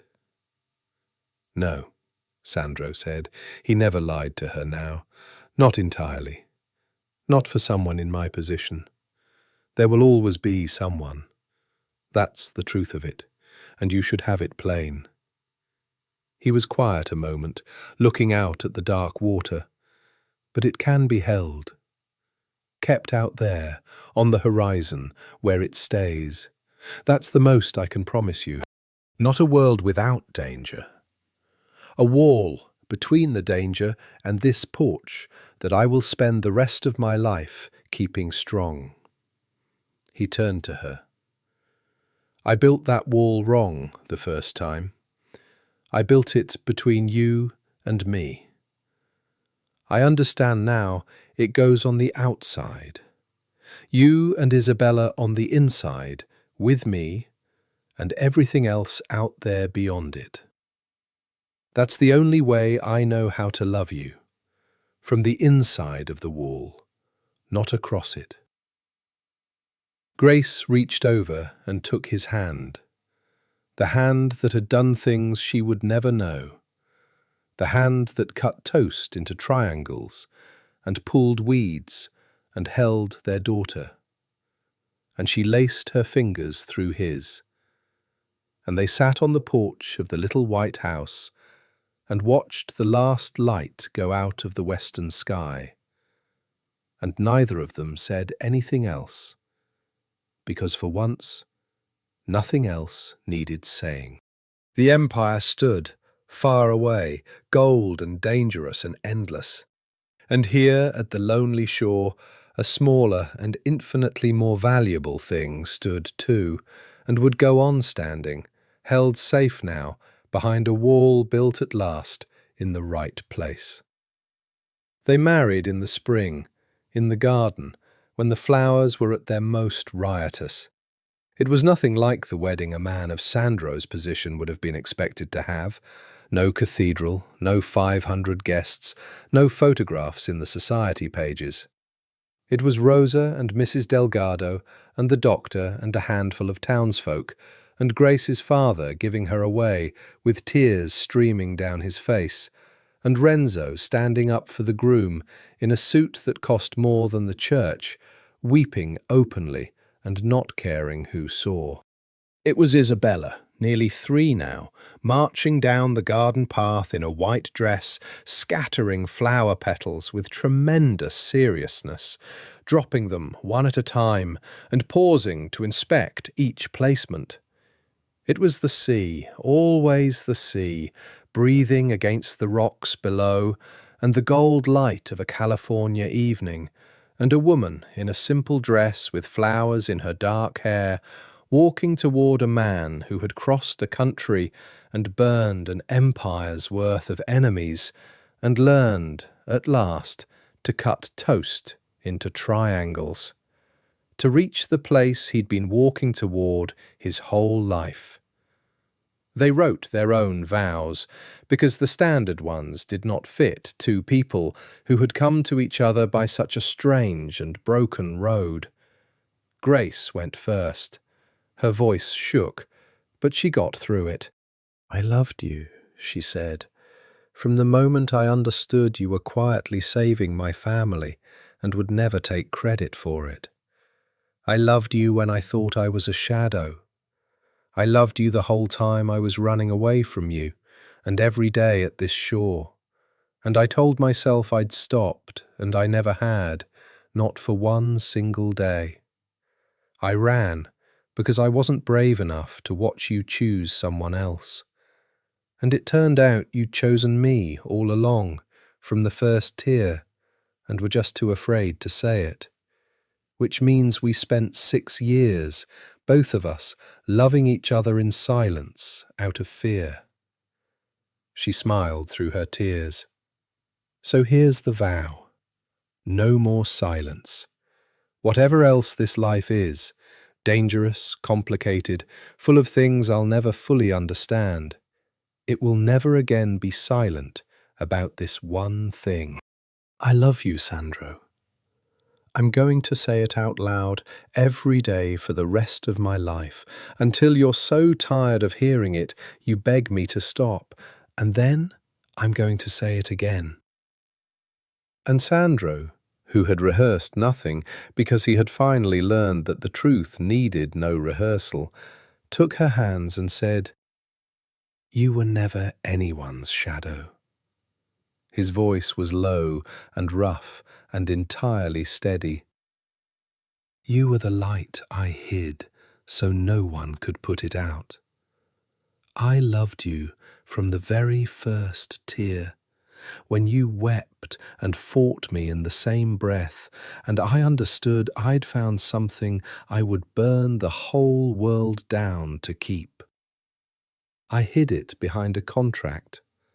I hid it behind a war. I hid it behind 2,000 miles and 2 years of silence, and I told myself every hidden day that I was protecting you. And I was. And it was still the greatest mistake of my life, because the one thing you needed that I never gave you was the simplest thing of all. So I'm giving it to you now, in front of everyone. In the garden you grew out of nothing at the edge of the world." He drew a breath. "I love you. I have loved you longer than you know and worse than you deserved, and I will love you better now, out loud, for the rest of my life. You and Isabella are the only things I've ever owned that were worth having. Everything else is just the wall I keep around you." They were married as the sun went down. Isabella, having finished with the petals, wandered up and inserted herself between their legs at the crucial moment. And so the kiss that sealed it happened with a small, dark-eyed girl wedged between them, laughing. And no one had ever seen the cold Don of the Moretti family look the way he looked in that moment. And Renzo, telling the story for years afterward, always had to stop and clear his throat at that part. The empire went on. Of course it went on. Empires do not dissolve because their masters learn to love. Sandro Moretti remained what he was, and the family remained what it was, gold and dangerous and endless, running its shadowed business beneath the shining city 2,000 miles away. There were still enemies. There were still nights he flew east, with his face gone cold and hard. Still calls he took out of Grace's hearing. Still the quiet men on the coast road, and the wall he kept strong between the darkness and the porch. She never pretended otherwise. She had made her peace with what she'd married. The darkness was real, and it was the price, and she paid it with clear eyes, because she had weighed it against the alternative, a life without him, and found the scale would never balance that way. But the centre of his world was no longer the tower. It never would be again. The centre of his world was a little white house at the lonely shore, with a garden that bloomed in impossible profusion, and a woman who said, "I love you," out loud, every single day, exactly as she'd promised, and a dark-eyed girl who grew, and then a second child, a son, born 2 years later, this time with Sandro's hand in Grace's, and no one else's needed, in the small hospital 2 towns over, the Don of the Moretti family, white-faced and useless and utterly transformed in the waiting, and then holding his son in the grey dawn and weeping without shame.